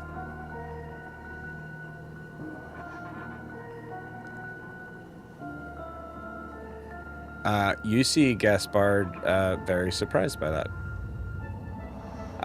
Actually, he says to you, I think you're mistaken.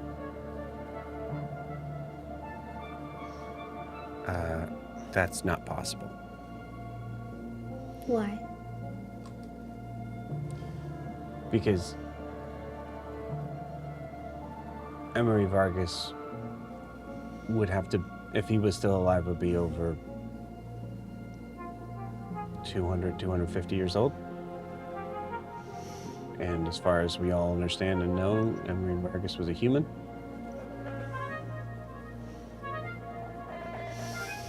Above table, did we know Halise was like Lysandra? I keep forgetting what their people are called. There's been no insinuation of Halise being like Lysandra. Still, Okay. I'm not really sure where you're pulling that I don't from. know why I keep thinking that.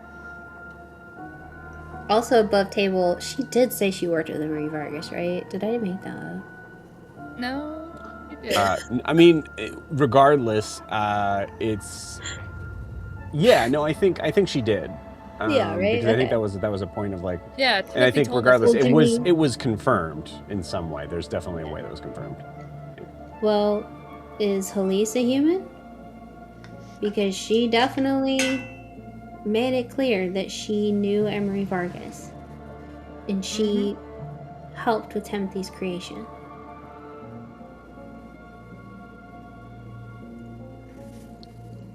Huh. Okay.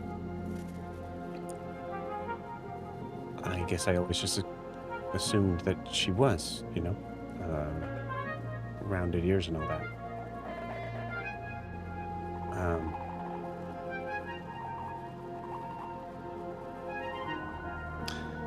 My connection with Halise was strictly professional. She found out that I was good with,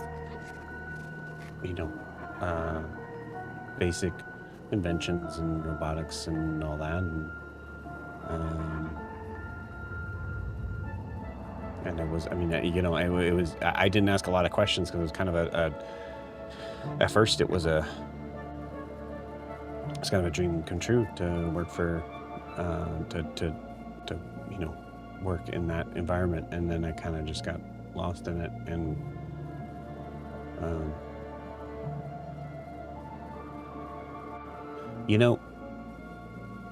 I didn't get a lot of time spent with Halise, but it just seems like I don't know if I could bring myself to destroy one of my own creations unless I vehemently were worried about other people's safety around it, I guess.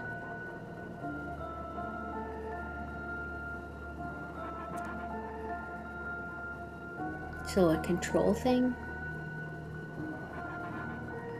Well, what if And I'm pointing at the cylindrical tube. What if she found out that they were fucking with this thing?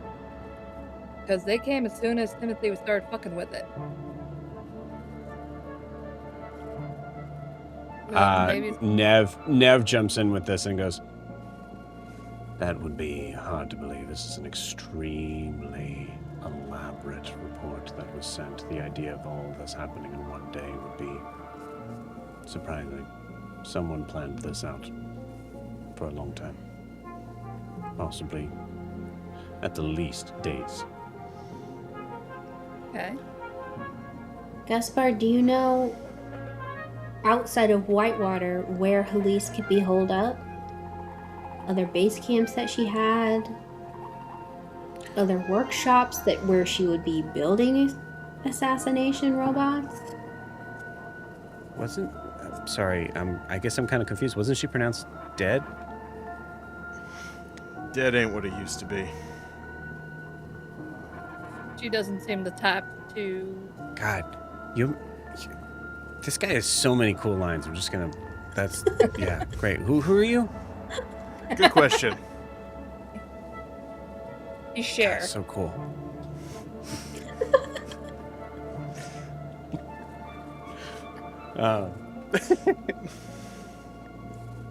Yeah, I don't. What it was in the news, right? Yeah, she was alive when we left her. There's absolutely no way they took her. He's gonna make some kind of deal of some kind to stay alive. Either with this administration or someone.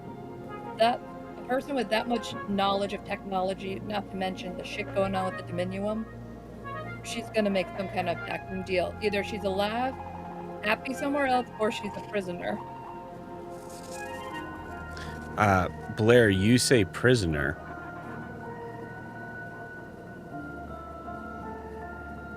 Well, that would make more sense. I mean, another option sort of would be like, if I was worried about my creation, affecting everyone else, or if I was threatened with my life.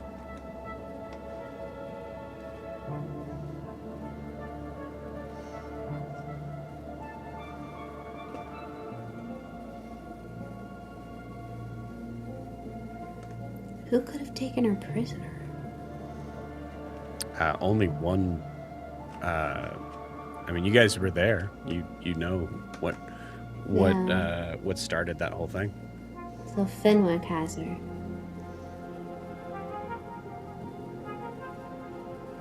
Maybe. Yeah. General.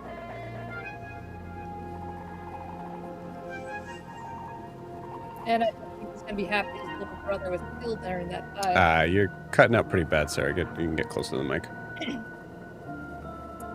I don't think he's gonna be really happy his little brother was killed in a fight. And that Good point. because of police. Well, another reason we need to get into Fenwick's locker.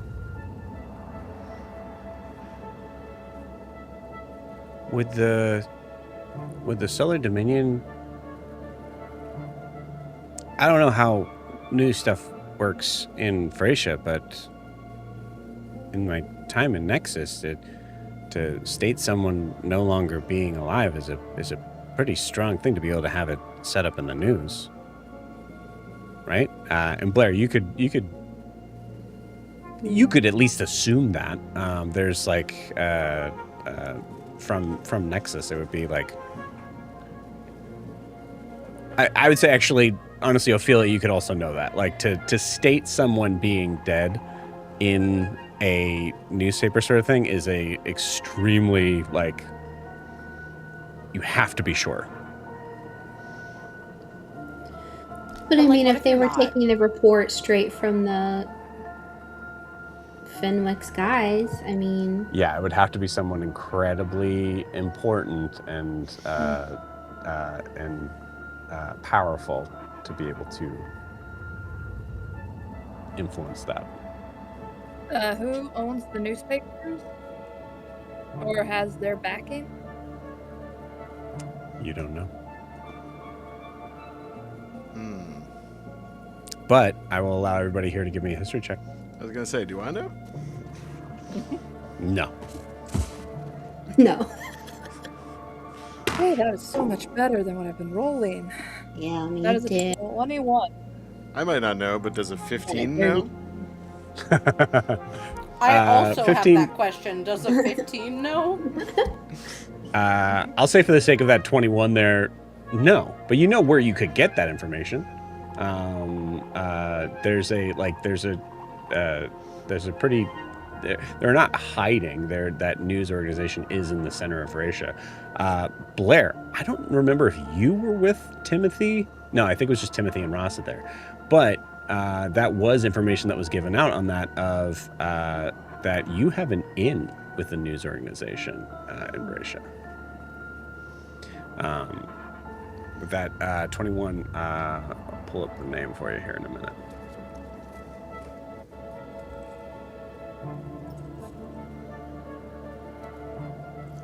I think we'll say Timothy or Rasa explained to you all that that was that there was a conversation that was had with this person in resolving some issues, some other issues actually, I believe at the time. Marin Slate. Oh, yeah. I say all that. And his name is Marin Slate? And Kex was the name of the brassborn that worked there as well. Okay. Well, I'm thinking then we get blackmail in Fenwick, get him out of the race, and then go kill Halise. Oh, simple. I guess there goes my job security. Your job's with us now. Yeah, Do not resist. You kind of got stuck with us when you got arrested. You're like in it now. Also, Blair needs a new Yeah, hand. that's fair. Yeah, like, I was wondering about that. And I show him my hand. Yeah, Blair, you show Gaspard a hand. Ophelia, Sheriff, and Emmeline, you're all looking at the hand. Go ahead and give me a perception check. DC is 10. Oh God, it's spreading. That's an 8. I think I'm averting my eyes. 18. Cool. 14. 14. Ophelia and I don't know if Emmeline's seen it, but Ophelia, you've definitely seen it. It is spreading. Oh, I mean, We she put need a a- mark. Should we do the machete? oh God. I mean, I get my belt and just start wrapping around my arm. Oh, God. I don't think that's how that works. You see the skin cracking as it has come up to now at this point being just below the it's now a forearm sort of situation, and you see that the veins themselves have followed the crack lines. Oh boy. Gaspard, what do we do? What do we do? What do we do? What do we do? Oh wow! Okay, that's way worse. I wouldn't have hidden it if. So everybody knows. quick. Okay, Blair's hands bad. Okay. All right. N.E.V E just. Yeah, I just get just something to chop put in it. my mouth and take Chop one it. last swig. Do Alright. it! Do it! You see Emmeline's N.E.V.E gonna- raise her hand, Ugh. and with that, we're gonna take our 10-minute break. All right, hell yeah. Yeah.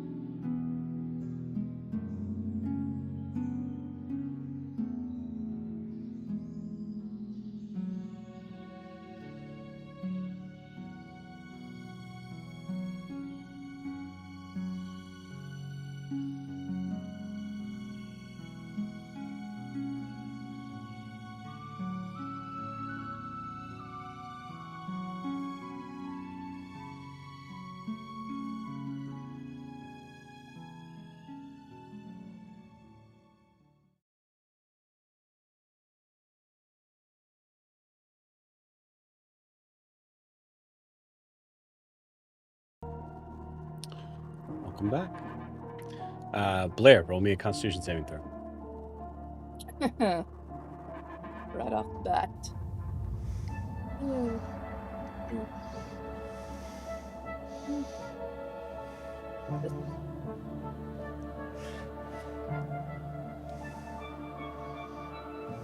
Okay, not bad. 18.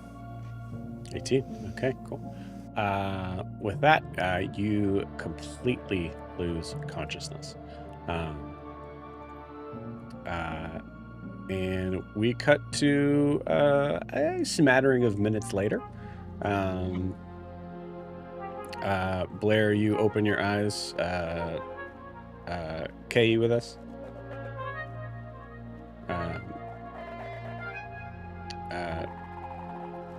Okay, assuming they're not. Blair, you open your eyes. Sheriff, what are you up to?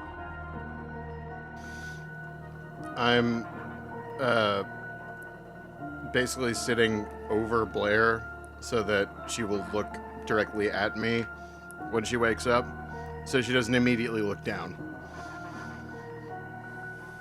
Oh, nice. Good idea.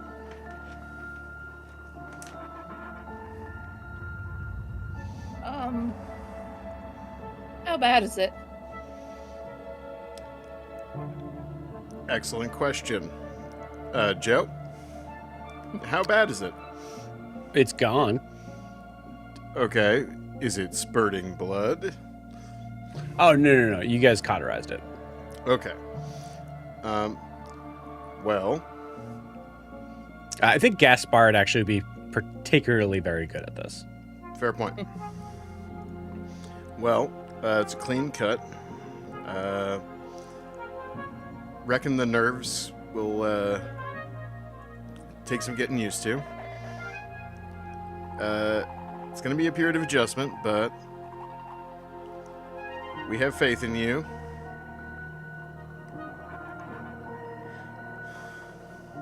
She's slowly, raising her arm, and, as you're talking, her eyes are going this way. As you start to raise your arm, you hear the sloshing sound of what sounds like water. No, I don't want... And then she slowly puts it down. Yeah. Here.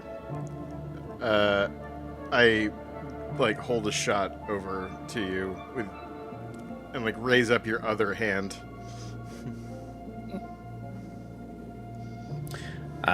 Gaspard comes into the view here and just goes, yeah, so far we're good. The necrosis, or it wasn't necrosis, it's something weird. I've never seen that before. But so we have your hand in what I like to call dry wet ice. So basically it's frozen in place, so that way the nerves, don't, so you're not kind of screaming in pain. Learned that the hard way. Young man, please explain dry wet ice. Yeah.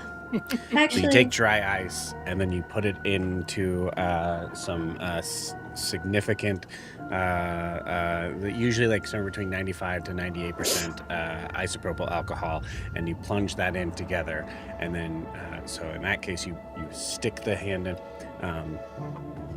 And then he goes into a lot of details that are even worse and more gross. Young man, shut up, please. There's another good quote. Okay, so new hand. Yep. Yeah. I can get working on that. That'll probably take me. It'll take me about as much time as it'll take for Blair's nerves to die out in the arm, and then we'll have ways to be able to kind of work through that and figure that out. You're kind of magical, right? No, I am not magical in the fucking slightest. If you're gonna take my right gauntlet, and can you add that to the hand? So that way I'm not putting a robot hand on top of a robot hand. That seems... Might be a little ostentatious, don't you think? Hat on a hat. Yeah. Well, I mean, it makes sense. I mean, honestly, if there's no magical abilities whatsoever, we can definitely make sure that it can open and close. Okay, but why can't they be like your hands so that she can still she can still do her stuff? I'm a halfling. We have a connection to our magical heritage. That's why I'm so lucky. As he knocks over like a bucket. Okay, but Blair, you're kind of magical. I don't think we should just rule out that you're not magical. The whole 9 lives thing is just a dumb joke with tabaxis. It's not a real thing. I know, but you get shot all the time and you're fine. That's not normal. Can you do this? And he produces flame from his hand. She flips him off with her other hand. You didn't even try. I guess that's a no. I do it. Like just Blair. You know what? Fuck you. I'm the only one here that doesn't know how to do any fucking magic. To be fair, by rights, I'm pretty sure I should be the least magical out of all of us. I'm a snake lawyer. Nav, Nav, is there, or M, is there a way to or I can still use a right hand? Wait, you're left-handed, right? No. No, I'm not. Oh, this is gonna be... You are now. Oh. I'm not sure if there's anything I could do. Well...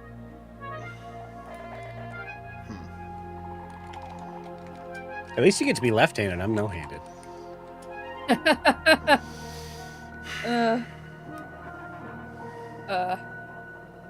I could give you some of my magic. Like maybe I could You know what? When I'm not drunk and I'm not having just my arm cut off, I'm gonna really think about this and really get into there must be a way to connect the nerves to the robots and nerves are essentially wiring just on a biological level. If I can just connect the biological to the actual wiring, maybe I can get something done. That sounds right. You're very capable, Blair. We're gonna figure this out.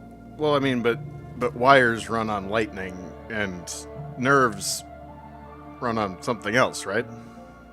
I don't know. I'm not a fucking doctor. I'm an engineer. Huh.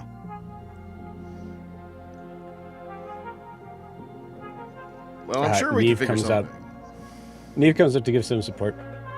You know, it's not the worst thing in the world to be more like us. Yeah. I cannot give Luckyfoots any more shit after this when they see this. What is a Luckyfoot? A friend of mine, the nickname doesn't imply it, she lost the fucking, not just the foot, the whole half of the leg. And we've all just called her Luckyfoot because she's a rabbit folk. She kind of took the nickname pretty well. That seems highly inappropriate. No, she actually lacked it. She had her leg taxidermy in her office. Everybody rubbed it for good luck. Blair, that's horrifying. Ophelia's laughing. Listen, the taxidermy arts N.E.V E, who are does beautiful. does not understand. Did she ask to be called this, or did you assume that you'd be okay with it? It happened after the taxidermy foot thing, and it just stuck, and she found it funny. Not answering my question at all. She never told us to stop. Oh, then therefore she must have liked it. You humans are very strange. Yourself. God. Miss Emmeline? I think your sister might be a bit of a buzzkill. I think my sister has been living in a room for decades and potentially more than 5, and is very, very smart and also very, very much hates fleshy people. Have we For what it's considered... worth, everyone who is in this room know that I can hear each and everything that everyone is saying at any point in time in this room. Did I I mess say it- anything wrong? No, I just figured it would be courteous to let you all know. I send message to Emmeline saying maybe we should get her involved in sports. You hear a message back in your head. I said each and everything. Interesting. Emmeline laughs.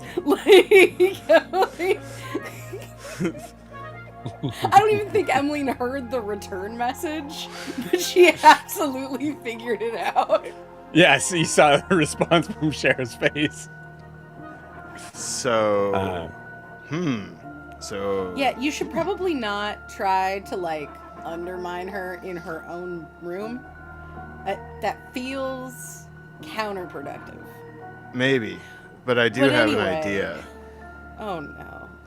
So we need something. I don't know you well enough to like your ideas yet. We need something magical, right? For the hand to work, right? Right? Nev is kind of magical, right? I don't like where this is going. And I'm pretty sure Nav doesn't like it either. I mean, I'm just spitballing here. Nev, would you give up another rib so Blair can have magic hand? What I is a don't think spit Nav wants to ball? live in my right hand. She's not gonna live in your right hand. She's just giving up a little bit like she did.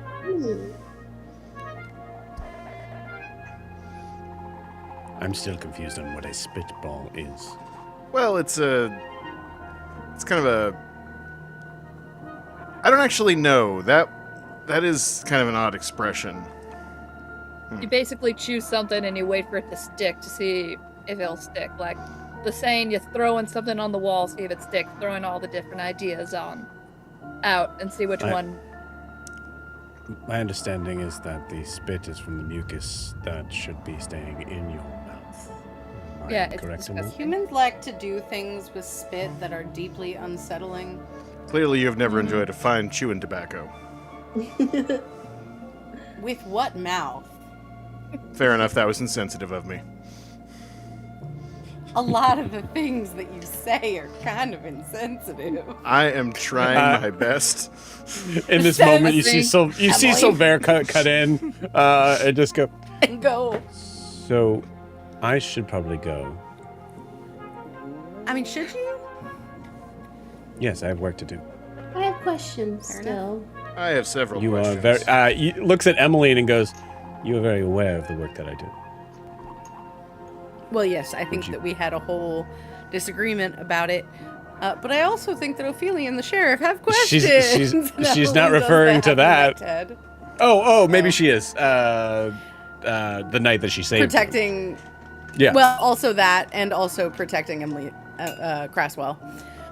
No, she was referring to the idea of like you are heard. you specifically, and that's not something that the group has ever been really Nope. given. Uh, Also, I will say heard- above board, some of you guys might have found it weird that Emmeline seemed to know Silver. Yeah, I'm just like Just casual. eyeballing both of them. Right. Anyway, have you answered Ophelia's questions? Very well. Yes. Ophelia, how can I help you? How do you and Emmeline know each other? That is. I mean, the short Well, I answer best be is off. that. Ophelia, the short answer is that I got attacked and coming out of Amelia Craswell's office, and Silver told me to not be stupid, and then I met you guys. Doesn't seem like a real secret. You see Silver was walking out and stops in her tracks at that. That sounds pretty stupid to tell us.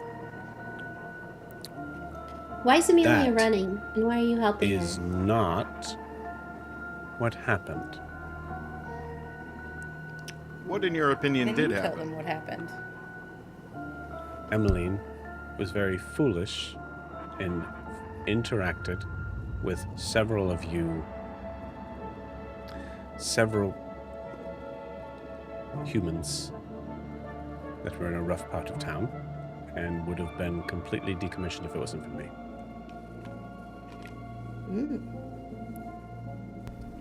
Yeah. Nice of you. So that's part That's one. right. I did not kill them. I defended myself. I think Silvera can cut you off there and go, no, I did. Yeah, I defended myself and it would have got me decked anyway. Yeah. Does that bother you all? No. Not really. Defending herself? No, absolutely. No, the killing humans part. Who among I us think that- can cast the first stone? I There. mean, truly. Yeah, Silvera, I think Yeah. you're gonna find that this Silvera is group referring to the not- idea of Silvera being a brass boy that is able to kill humans. I'm like, you Much know, like Timothy. we're And Emily. good friends with Timothy. Watched him kill many a human. Yes, Yeah, that's why I been figured there, you done wouldn't that. have a problem with that. However, Emmeline seemed to want to pull away from some of the finer details for some reason. I wanted to offer you the ability to reveal that secret on your own. Do I seem like the type of person that likes to reveal secrets to strangers? No, but you're the one that said what happened. I just said you saved me. That's not what you said. Above board, what did I say? You kind of just insinuated that, like, yeah, we met, and they're the way you She put said it I really got sounded. attacked and Selvair saved me. And I don't then think you told you even not said to be that, stupid. Yeah, and told you not to be stupid. No, I think they it was and you told just me said not to be like stupid. Silvera told me not to be stupid, and then Amelia No. left. And then met a bunch of us. Yeah. No, it was I was leaving Amelia Craswell's office. I got attacked. Silvair saved me, and then told me not to be stupid. And then I met you guys. And then you mentioned dead bodies. It's fine. Stenographer, read that back to us. Check the lore. Glorify. Play that back. Well, we appreciate your service in helping Emmeline and Amelia. And I would love to know the real reason Amelia's running and why you're helping her.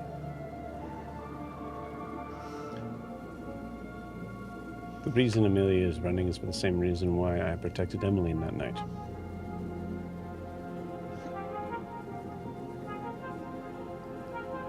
Insight check? Sure. And what is that reason?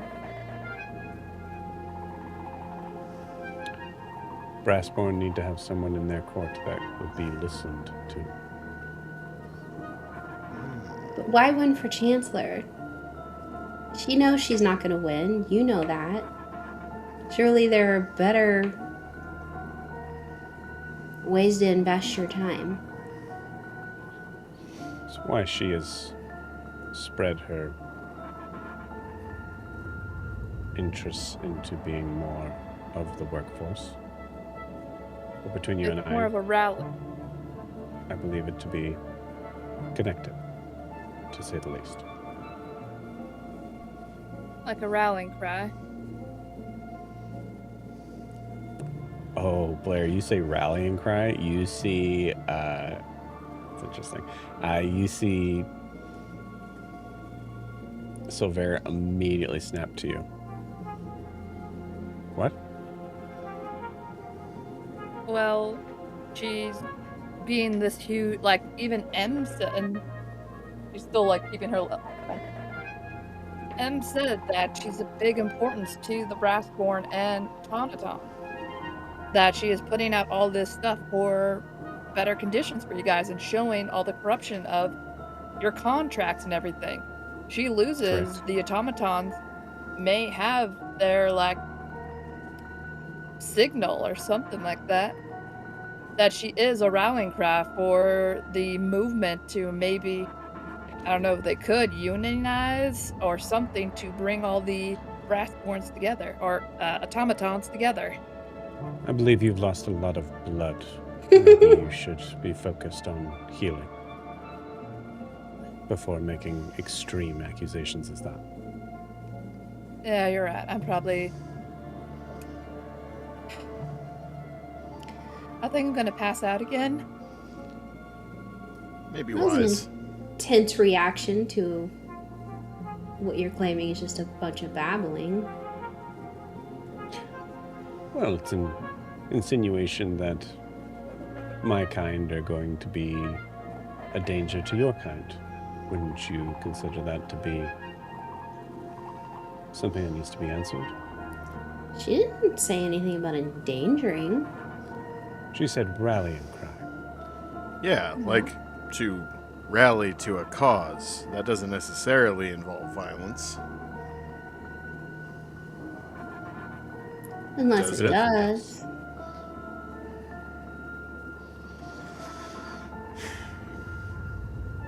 Well, my days of not being threatened to you are certainly coming to a middle. I best be off. There are many that will need my help tonight. Before you leave, just tell me one thing. We're friends of Timothy. You know we're friends of Amelia. Should we be at that debate in a couple days?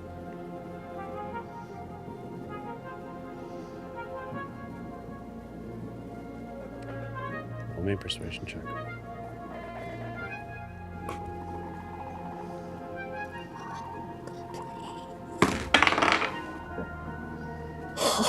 I rolled a nat 20.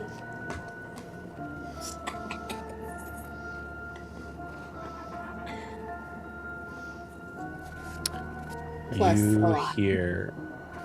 You hear a response that seems very pointed from Silver as they say, "You will have no reason to not attend."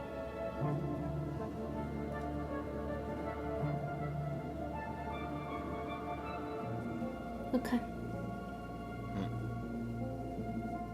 Thank you.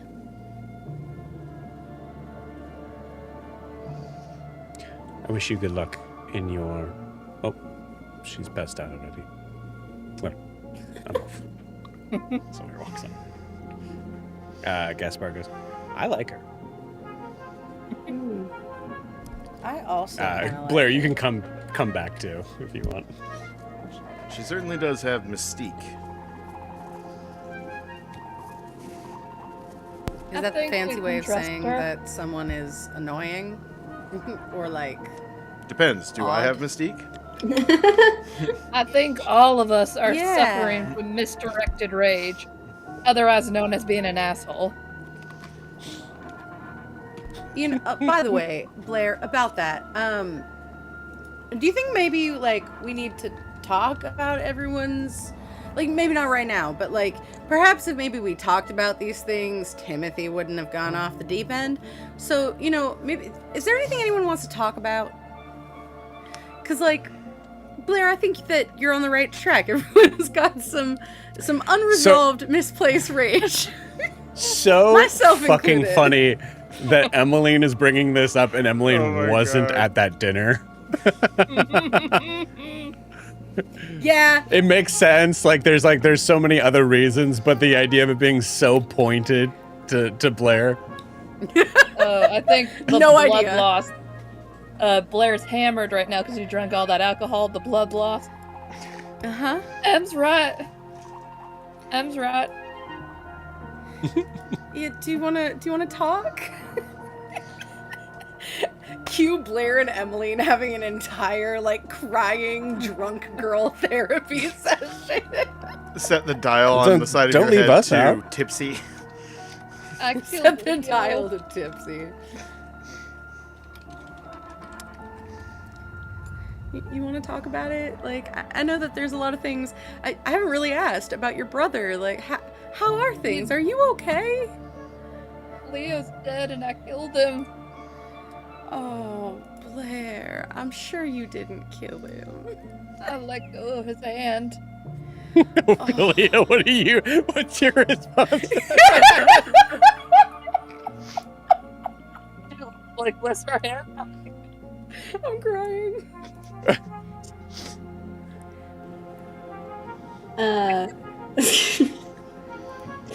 Ophelia just kind of starts scooting closer and closer to Blair. Let it all out. Just Let it all out, sweetie. Like, And he had that fucking look on his face like it was okay in the second and this was on the fucking train. And, like, how could this not be karma? And, like, God's miles away from me. I was always afraid I was gonna get him fucking killed. And now Fair and Pareo and all their bullshit, I've been just, like, trying to make them, like, I don't want to, like, feel anything, so I'm just putting it all on them and the fucking you weren't there at the dinner. I was not. Fair and Pareo is very interested in Blair. I don't know why. I don't know Did your what brother, Leo said to them. did Leo say anything we should know about before he My went? brother was, like, I don't want to speak ill the dead, but my brother was an idiot. Oh, I know. And But, that's I mean, did he okay. say anything, about Fair and Pareo, or maybe what he was Conversation- doing, or... The last conversation we had yeah. together was talking about her older sister getting a divorce and that I should get the money I sent over to help pay for the wedding. When did weddings get? Blair, are you okay? I said just because Did you think there was is this any like codes, or like, did you see I know. anything? I know it's funny, but it is also a thing. Like Blair, take a point of inspiration as this is a character development moment. Yeah. Like, I think oh, like, you don't fucking know me at all, or my sibling, kid, or any of that crap. no. Tell us about him. Like, there's 7 of us, and out of all of them, I'm the only one that looks like this. I was must the be middle hard. child. Like, all of my siblings look more like our dad, and I only got like 10% of it.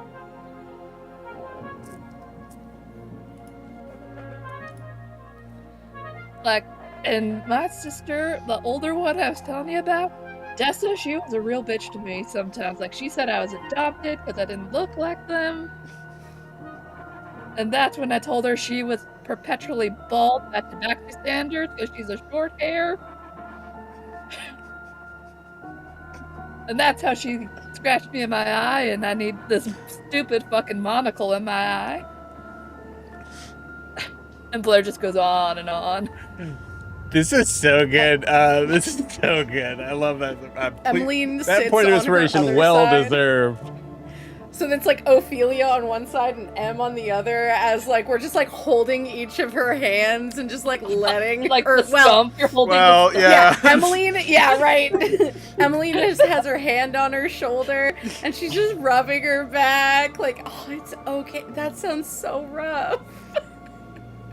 Not to mention, like I don't like mom had like 7 children and a farm to run. Not to mention on the town and all that, so she hardly had any time for all of us. And we were all spread out like in so many different ages between like Dessa and Tabby are the only ones a year apart. The rest of us are 4 to 5. My youngest sister is 11 years younger than me.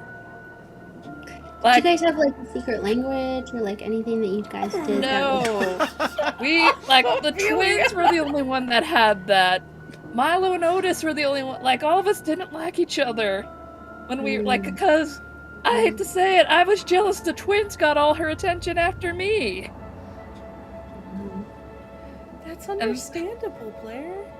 And my dad's running the farm, and he's a man of very fucking few words. Like, a pat on the back went a long way.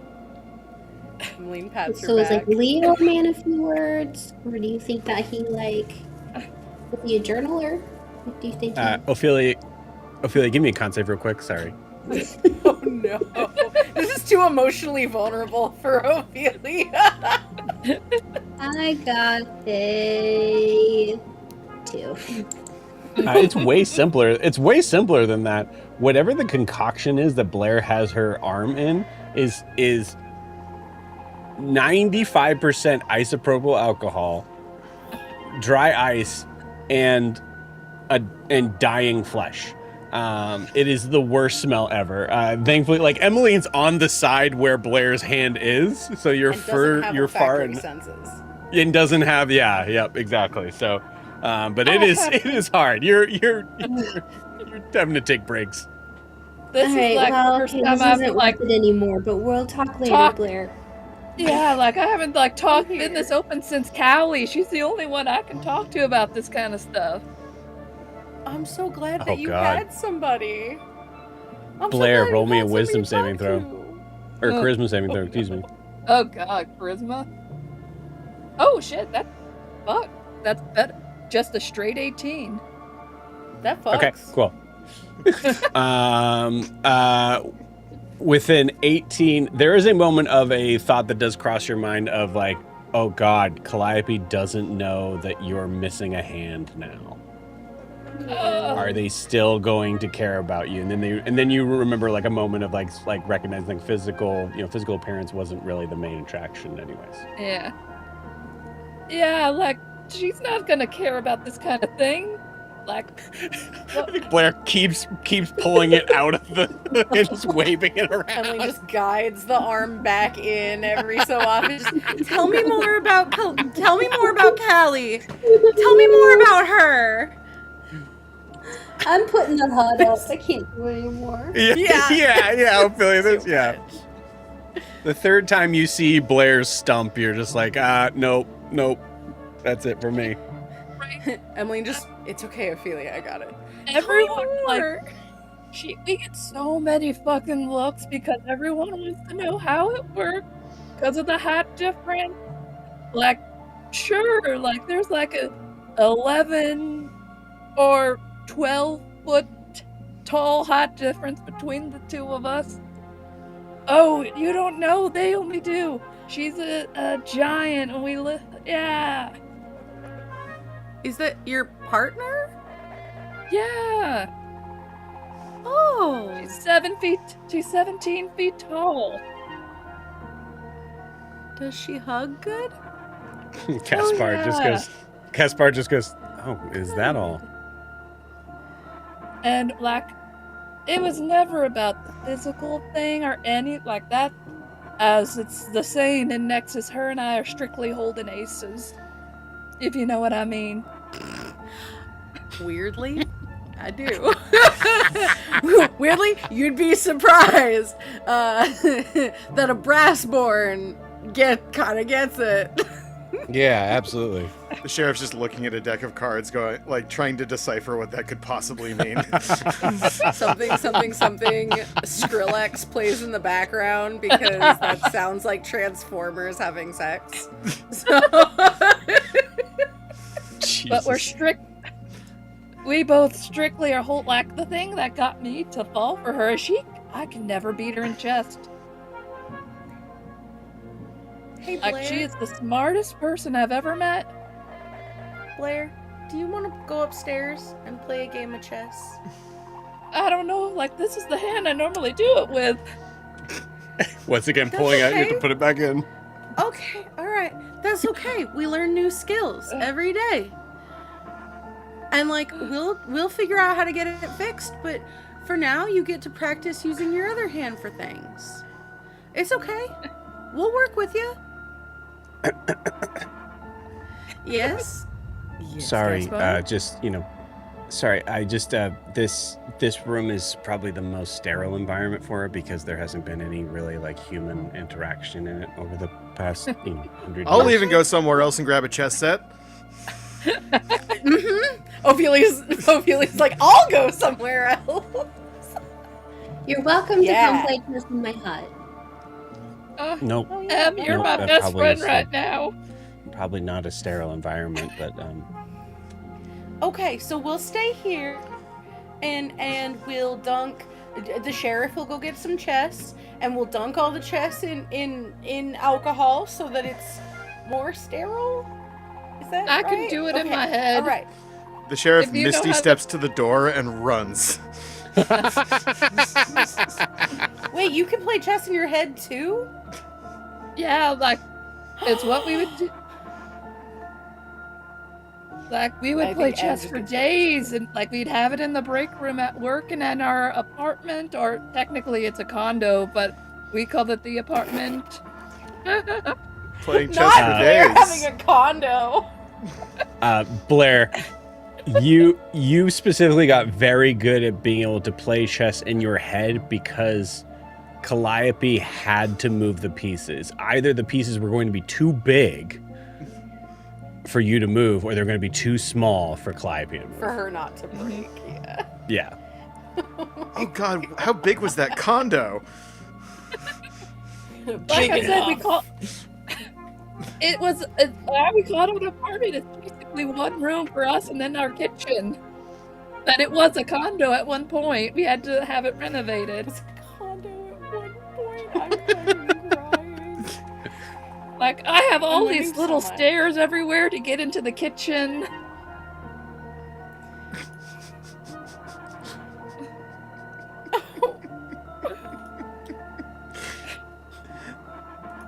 Like, don't even talk about the table.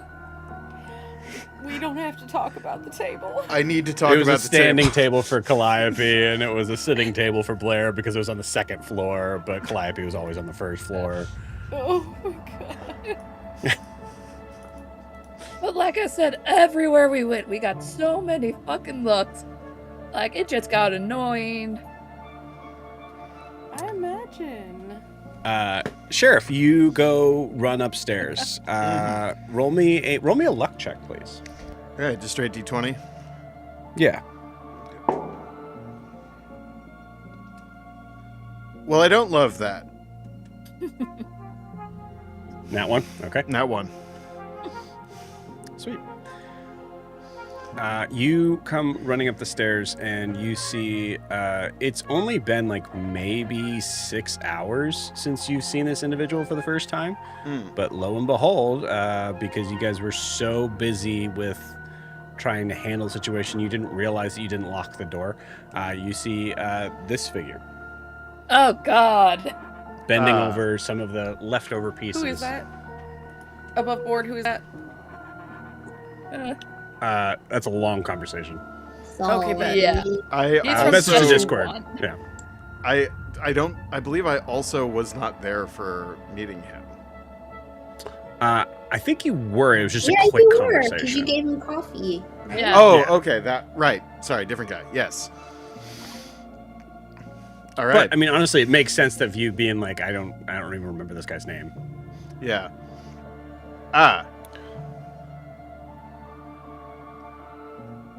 Hello. What happened? We had a party.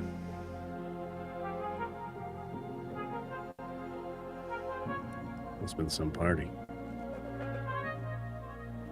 Yeah.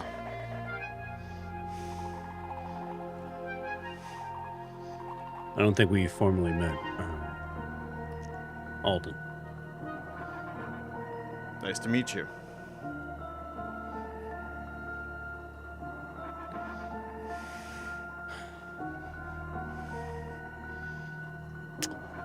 The rest of them downstairs, I have some things to talk to them about. They are very busy. If you want, I can send a message along. Yeah, fair enough. All right. It was pretty late.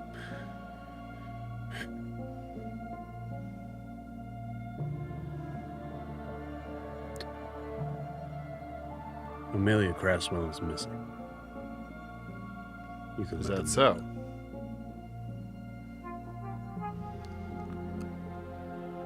Well, that is disappointing. I was hoping to be able to talk to them about it. Finding out maybe the particulars of who I need to be worried about sending after her. Considering this mess, I'm even more concerned. As well, you might be.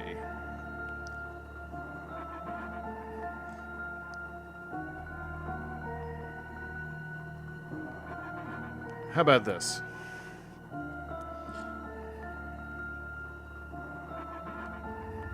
We've been known to poke our nose around and unearth things that might be hidden by untoward folks. We don't really have a connection with you, but if we know where to look, we might be able to scare up some trouble.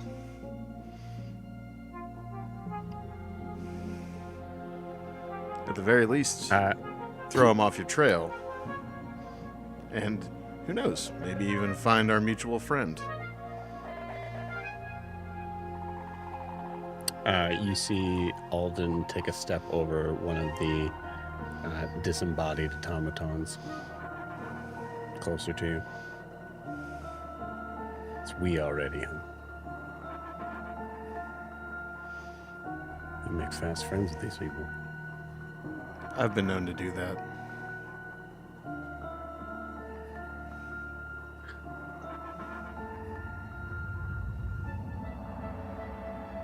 Based on what they know about me, you'll learn that I don't need help in that regard. Just information would be fine. And quickly. So, you don't know anything helpful? I don't know anything that I'm gonna tell someone I don't know. It's called being smart and Bracia. Perhaps you should learn some of that. Yeah, I was busy the day they were handing out smart.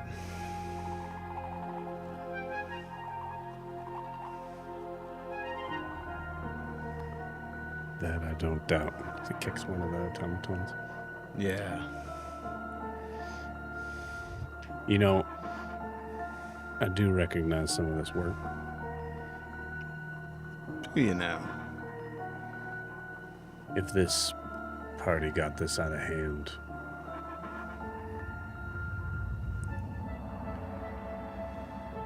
with these folk, you're in a lot more trouble than you might know, mister. Well, I'm used to that too.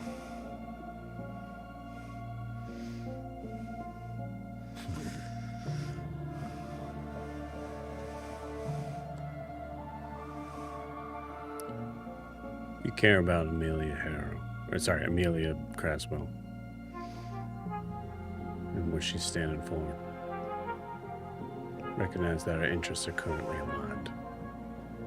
Yes. Very important that you send that message. Will do.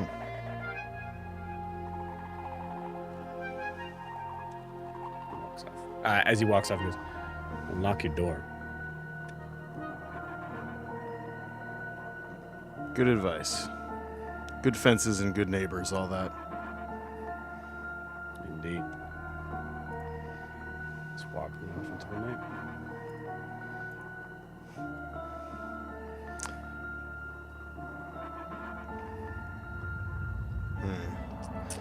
I would like to cast Alarm on the door. Absolutely. Yeah. I'm going to leave it unlocked. Crucially. Okay. Interesting. Cool. Yeah. Ooh, that's cool as hell. Mm-hmm. Okay. And let's see. Alarm works.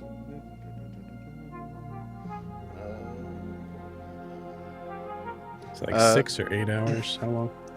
8 hours. 8 hours, cool. Yeah. And I'm going with mental alarm. So that instead of the sound of a handbell within 60 feet, it's yeah, mental alarm makes a lot more sense. yeah, it's a mental ping that awakens me if I'm asleep. Hell yeah. Yeah. Sweet. There is no chest setup here. However, there are a lot of napkin tins and ketchup bottles.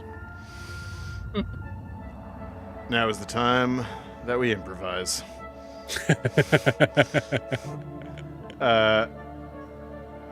Yeah, I'm going to attempt to improvise a chess set. Be You creative. got it.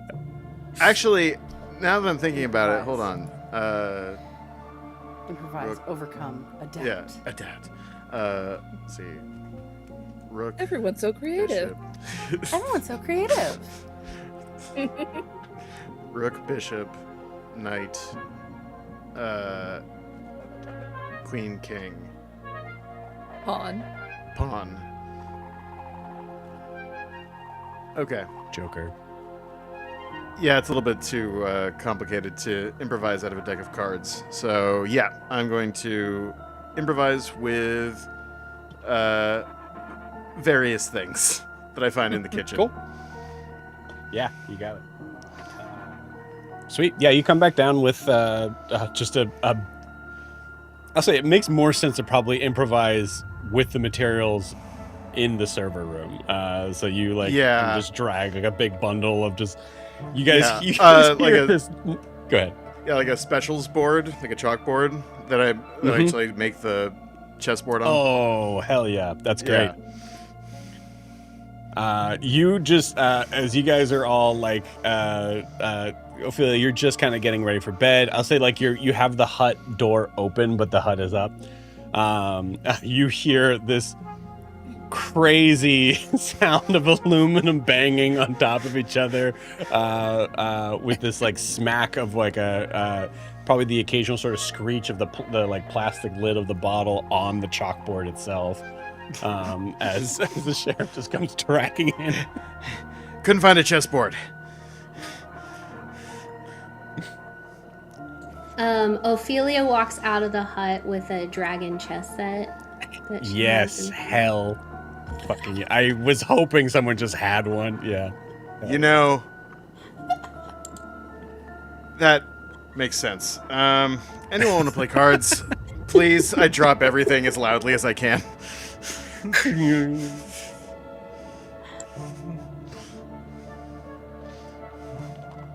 And I mean, Blair and I start playing chess.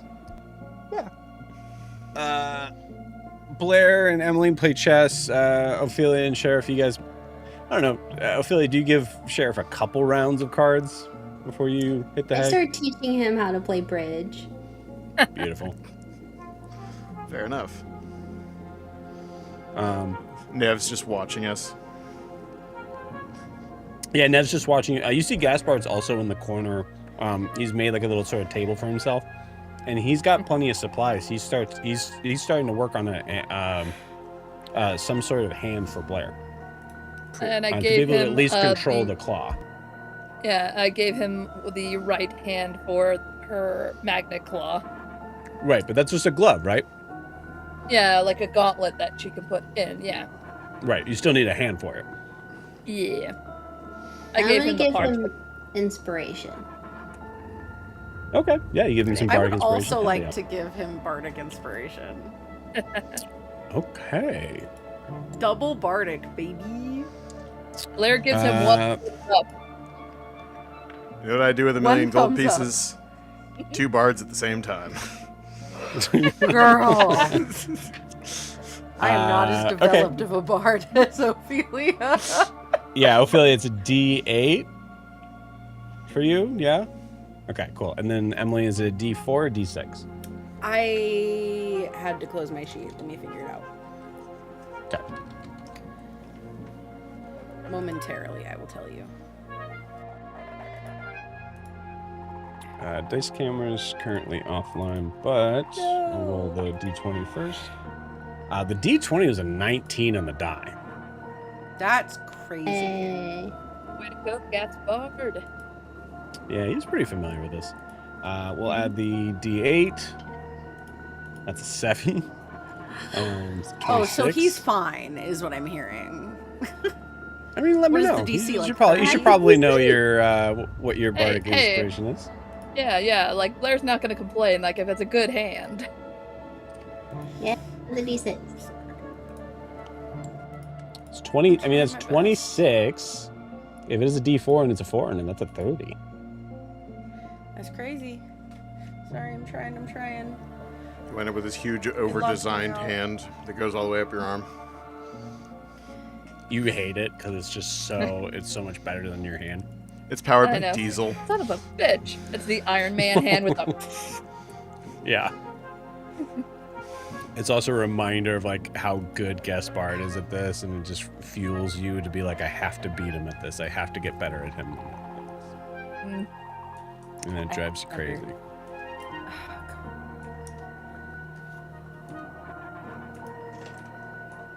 I'm sorry, my sheet isn't loading.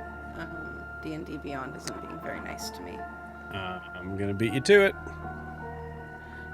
It's loading really slowly. It is a D6.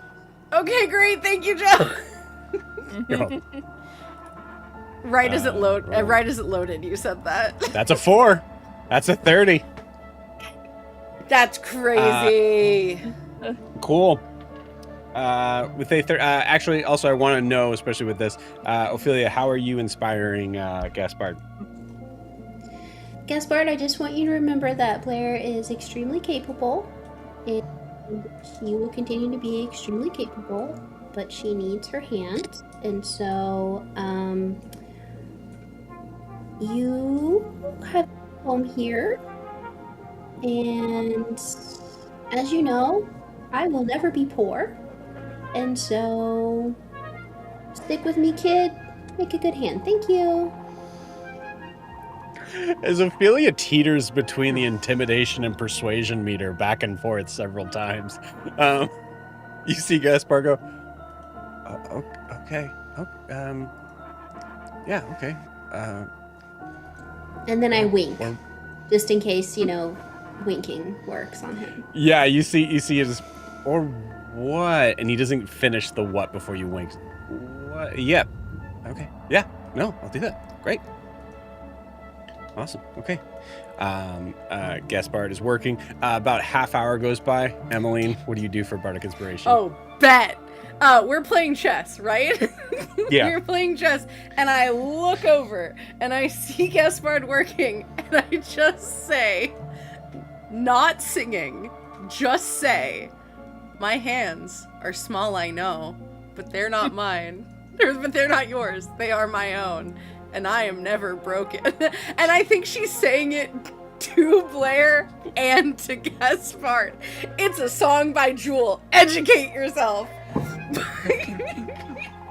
I know the song you're talking about. My mom used to play Jewel all the time when I was little. That and Melissa Etheridge for some reason.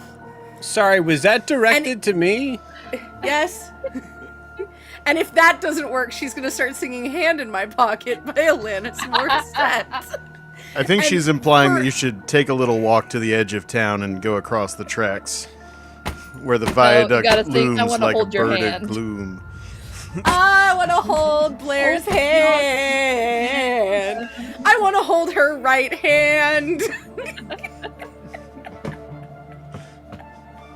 Are you all high? Maybe a little. Listen, we've had a lot of grief today. We've had a lot. We're all of dealing grief with today. grief in our own way. Emmeline now goes. Emmeline now just tries to dig in and be like, "Fuck you, Gaspard. We're in grief right now, dude." Everyone grieves differently, Gaspard. Yeah. Oh, okay. All right. I was feeling My good. hands are small, I know. Gaspard brings all the hands to the yard. What the fuck is going on? I want to hold Blair's hand. I want to hold Blair's right hand. Gaspard was feeling good about that wink that Ophelia gave to him, and now Gaspard is back to where he was and being concerned and confused and a little apprehensive and stressed. But those things together, man, isn't that what making a hand is all about? So Gaspard, a couple. Gaspard. I really like to do jazz hands again.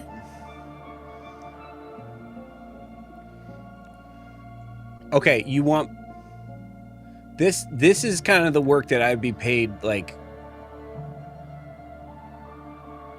200 gold pieces for. You want me to do that for jazz hands? Thumb up. See, only thumb up. Gaspard, just can you look at me real quick? Yeah. And she winks again. Just trying to Poor Gaspard. He just falls over. Just trying to relax. Just overwhelmed. Like a fainting I goat. really want to hold Palaci's hand again, or fit in her hand again. Aw. Okay. Why is making a hand make you able to fit in her hand? I think can that's hold her giant hand. Well, I am in her hand. Gaspard. I think that one is the alcohol talking.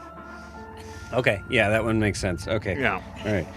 Well, I've been done for 10 minutes. I've just been really confused on what you guys have been talking about. Go Gadget Gaspard. Yeah.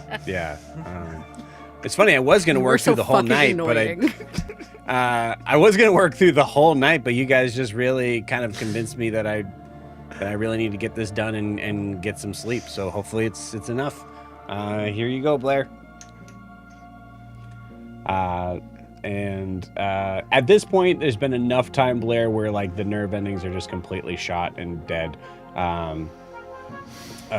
So you take it out, and you see Gaspard just hooks this hand onto you. Okay, with a 30.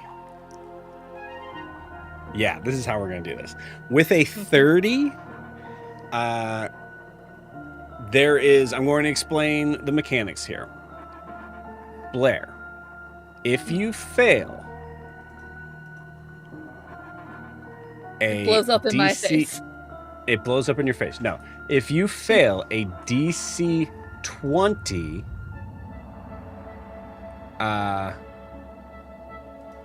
Constitution saving throw. If you fail it by more than 5 3 times, you're going to have disadvantage on sleight of hand checks for the rest of your life as your character. Okay, so I have to put in the notes whenever I do a con I'm not save. done yet. I'm not done yet. Okay.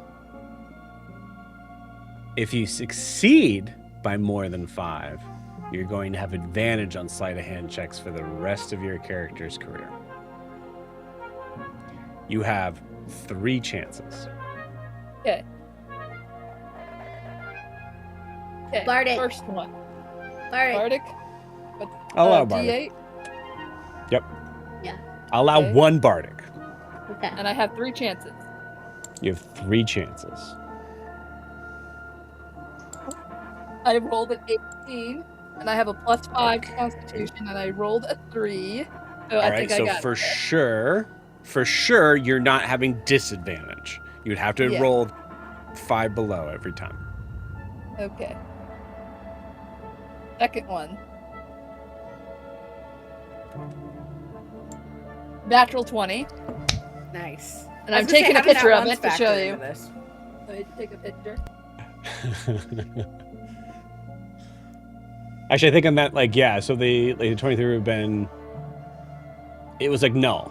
Yeah, because 23, it has to either be a 25 or a 15. It was an 18 plus 18 plus 5 right? is 23. Yeah. Okay. So that would have made the save, but And not I had by a more than 3 5. with the Bardic as well. So that's +3? No, I had the Bardic only. 25 is roll. the 25 is the DC. As long as you hit that, you make it. Okay, I thought I had to get a 20. Because you If said you 20. succeed by more than 5, Okay. you now have advantage on sleight of hand check. So you did it. You did it. Okay. You're good. You don't have to roll anymore. Oh, okay. So It was 3 on- chances. Okay. Oh, 3 chances to get 25 total. No, No, Three higher than chances. 25. To roll a To get 25. to roll a 25. Yeah, exactly. And I had inspiration I was holding on to too. Okay, cool. With that, Blair, go ahead and describe what this hand looks like and feels like for you. One, it feels like because she has no feeling here anymore. Mm-hmm. But the attachment has like an electric buzz, like you know when you put your hand through some shock, you hear like zit, kind of like that, but more of a vibration. And she's like, it's her. I think you put her stripes on there, like it's red, like her outfit, but then you see black stripes on it, like her. And he put her little claws on the ends of the fingertips, And when she does a certain motion, the two like attack things, like Wolverine style, comes out. Hell yeah. And Cool. then there's little levers for the magnetized things from the glove. Sweet. Yeah, you see, this whole process of Gaspard doing this actually involves little, like, kind of like, okay, I am gonna stab you somewhere where it hurts a little bit. As you see, Gaspard goes all the way up your shoulder, and like stabs 3 little like prong things here. And from there is able to access the area of the nerves where you're able to maneuver things. This may not work. This is a total like kind of long shot, because you're not magical. No offense, but it might do the job. It might not. Okay, so now we just need to test it out. How do we test it? Grab a little coin and just do the. Sarah can't do it, but I do the. Okay, cool. I was gonna give the opportunity for someone to throw something at you, but yeah, okay, cool. You get the coin thing. No, anyone try that while I'm doing this too.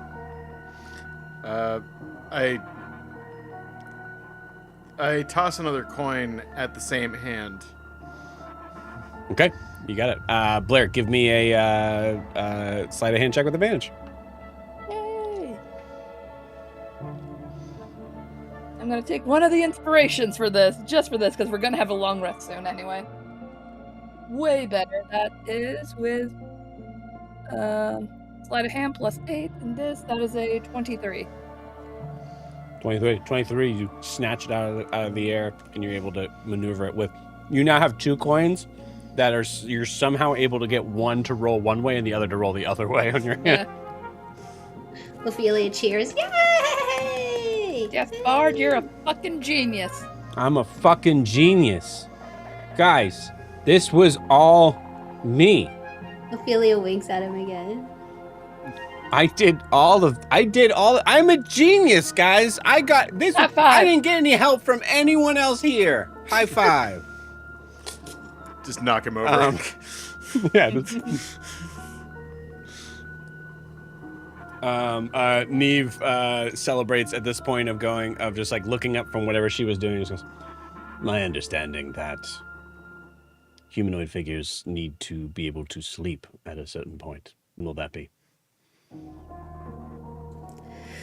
Presently.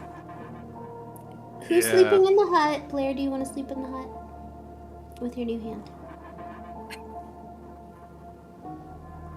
Em, are you gonna stay in the weird magical hut too? Or are you gonna go on your little pout? Well, I don't go on the charger anymore because it was poisoning me.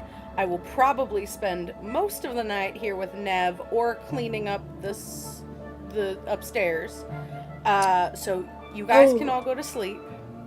N.E.V.E. responds with, don't you think it would be safer for everyone to stay here where it's safe? Would you like them to stay up here or stay down here with you Absolutely in this not. room? I'm just.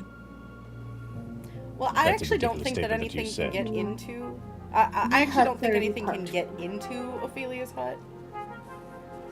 No, it's a VIP lounge, really. So, and it's parked for you. So, Well, you already put it in the server room, so yeah. I imagine that it would take a lot of work for you to take down and then put somewhere else. Yes, I appreciate the hospitality. It's I not want to hospitality, keep my it's arm. certainly just a reality. I appreciate judging reality. Very clear on this. I am just aware that you all surviving would be the best way for me to survive, and therefore that is why I would like. It would. I don't know. Not that I would. It's not that I would like. It's that it would be very important for you all to be close, because most likely the closer you are, the more likely you are to survive, which in turn helps me survive, and that's the reason why. Careful, N.E.V.E. It might start sounding like you like these people. I don't like any people. I don't like any people at all. I just explained very clearly why. Would you like me all to explain it again, or type it down so your feeble brains can understand it by reading it as slowly as you need to? No. I think I get it. What you're saying is that you would love for me to stay here and sing campfire songs with you. That's exactly I the would opposite actually of what I dislike that. Yes, if you light a fire in the server room, I will destroy you. It's a figure of speech. It doesn't have to be an actual fire. With how much you light up those cigarettes, I'm not actually sure if you know how not to light a fire. What do you mean? Don't actually pull out a lighter! I hate you so much! God, you're so annoying! Context for anyone watching, that's my boyfriend. Like, you're so annoying! Oh, okay. Context explained. I guess. Thanks, honey. Well, it's rude to just be like, wow, Sarah, you're so annoying. Like, that's rude. But Rob! She says that with love, too. Yeah. No. Ophelia is helping Blair up. I have a bed all made up for you. Come on. So it is established we're all going to be staying here. Well, I mean, if you want me to stay.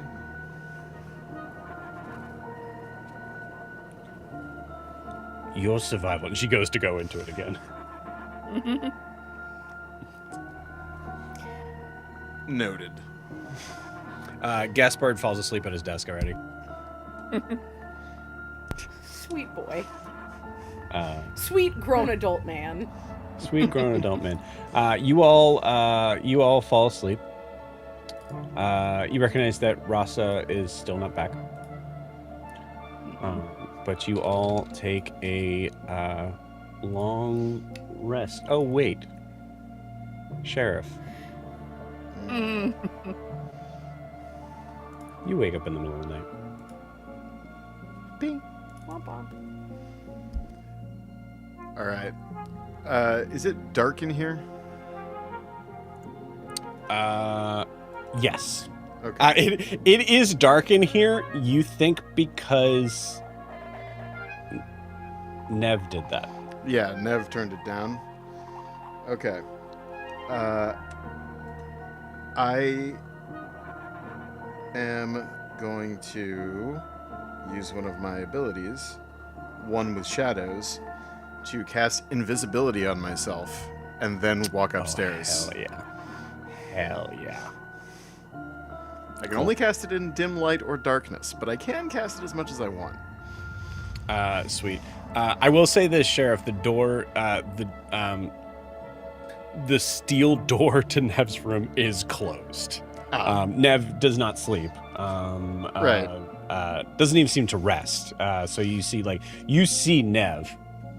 I messaged Nev. Someone's at the door. I'm gonna go investigate.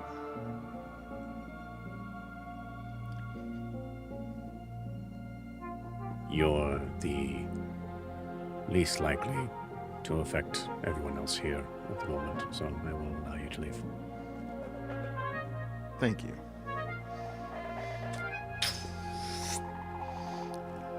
Right. Up the stairs, and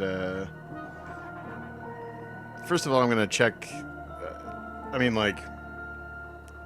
Are there? I forget. Are there windows in the little antechamber sort of? No, there's no window. You're in the basement essentially. Right. So you would have to so you see as you come up though. No, you're coming from the basement stairs up into the restaurant. Yeah. If that answers your question, I think. Yeah. So slip inside as quietly as I can and look to see what is happening. Okay. You see a very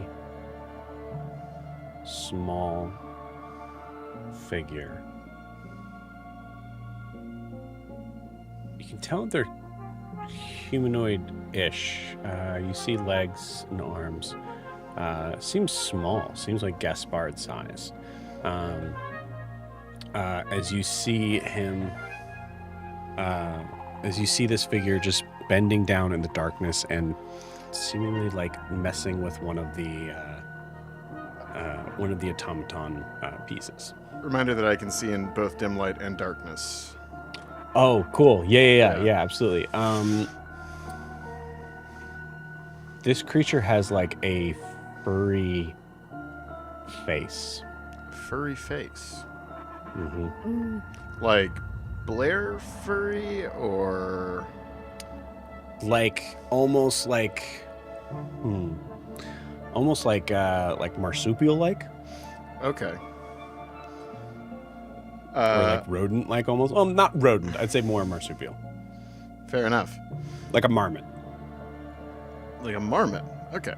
Which is probably a rodent, actually, now that I think of it. But It is, but I think it might also be an American marsupial. there you go. Yeah, sweet. Yeah. Yeah, it's very much like a marmot. Yeah, okay. Is the door open?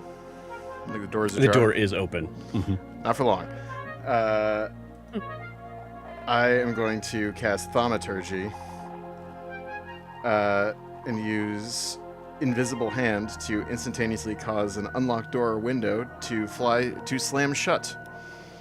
Okay, cool.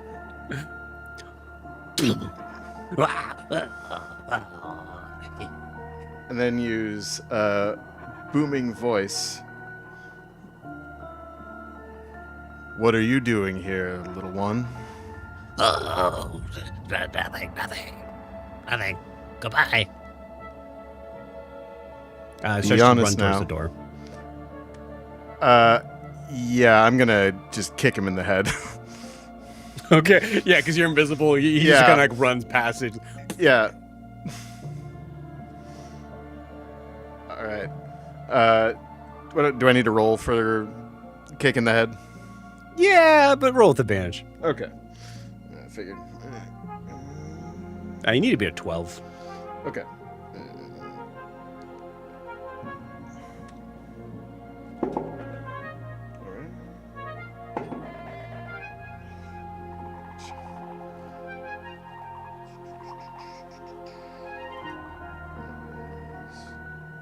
In fact, a 12 with advantage. Okay, cool. Yeah. You just managed to knock him to the ground. You see him kind of like freeze for a second. And you see for like a solid second he's frozen. All right. Then last cast of Thaumaturgy, because it is one action per. I cast Altered Eyes to give myself glowing yellow eyes as I step out of invisibility. Okay, cool. What do you want here, little one? Send a message. I'm listening. No. Don't kill me. I'm weighing my options. What is your message and who is it for? I don't know. You don't know what your message is? I can't read. Give me the message, please. It's in, and you see him kind of like scamper away from you towards the area of the arm that he was messing with, and you see him kind of pull out the message, and kind of like hands it to you. All right. I pull out my gun and cock it, and say, "Stay where you are," and read it. As you read it, it is an address that you've read earlier today. Oh. Is it the very nice house with the very mean lady? No. It's the other one. Ah.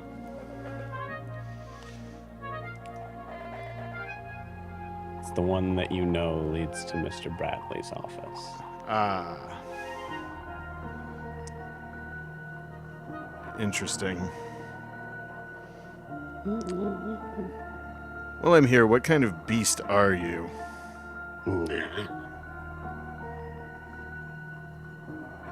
Nah. Yeah. Hmm. You've never seen a creature like this before. Yeah, I'm lost with this thing, guys. Let's see, what can I do here? You get a sense that, like, in the idea of like the nature of this is a creature in the sense that also humanoid figures are a creature, so it is probably considered to be humanoid in the sense of Gotcha. class. It's not bestial. Okay. Who do you work for?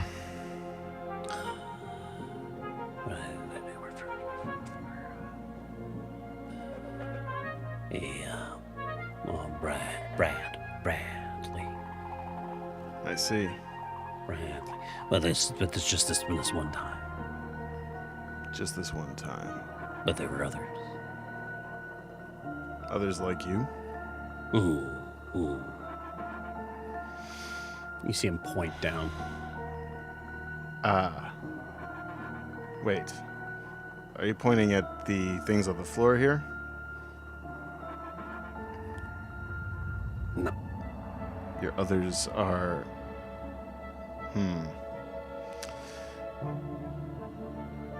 Well, nah. I have some very nice people I'd like you to meet. No. Go back. Don't want to meet them. I don't value your opinion. Come with me. Kind of like struggles against you, goes, and just you hear the word family from his voice. I stop and, like, kind of with a little bit of effort, like, lift him up like this. What did you say? My family. I got family. You do. Yeah. They're in trouble. This is supposed to help. Bobak, deliver message. One member go free.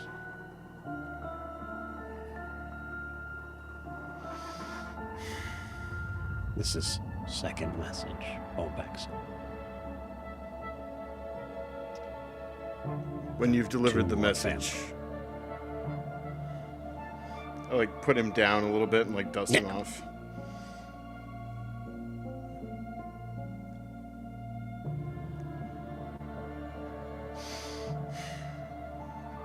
When do you need to have this message back? Just need to be back to know that it was sent.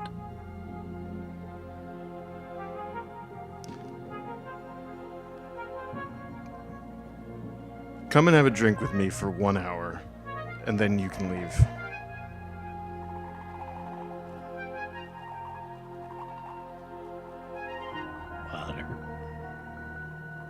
Water, ale, whiskey, Ale, beer. burn. Oh, I think you're gonna like this. Uh, I kind of shepherd him towards the door. oh, you're gonna go out with him? No, to the downstairs. Okay, cool. Oh, you're gonna bring him downstairs? Now that I'm Okay. saying that out loud, that's actually completely insane, isn't it? I'm going to pop him on a bar stool Sure and reach behind the bar to grab a bottle. Cool. They're chilly. Yeah. Okay. This is water. It's like water, but different. I like You see Bobak grab the entire bottle. Like, I imagine it's just a liquor bottle. I think I would start him off on ale if he doesn't know what it is. So, like, a beer. Okay, where do you get the beer from? Like, is it from like a? I'll say the liquor thing is easier. Yeah, let's do for the sake liquor of the thing. Why scene. not? Let's do Okay, the liquor cool. thing. You see him just kind of like grab the liquor like it's like liquid gold and immediately just start to drink all of it. And just starts to spit up in random spots as you realize, Sheriff, in this moment, with this creature in the middle of the night, the first thing you figured out about this random thing is that it absolutely loves water. And with that, we're going to end tonight's session. Okay. We'll see you all next week. Bye-bye. No, it's a gizmo gremlin. Yeah.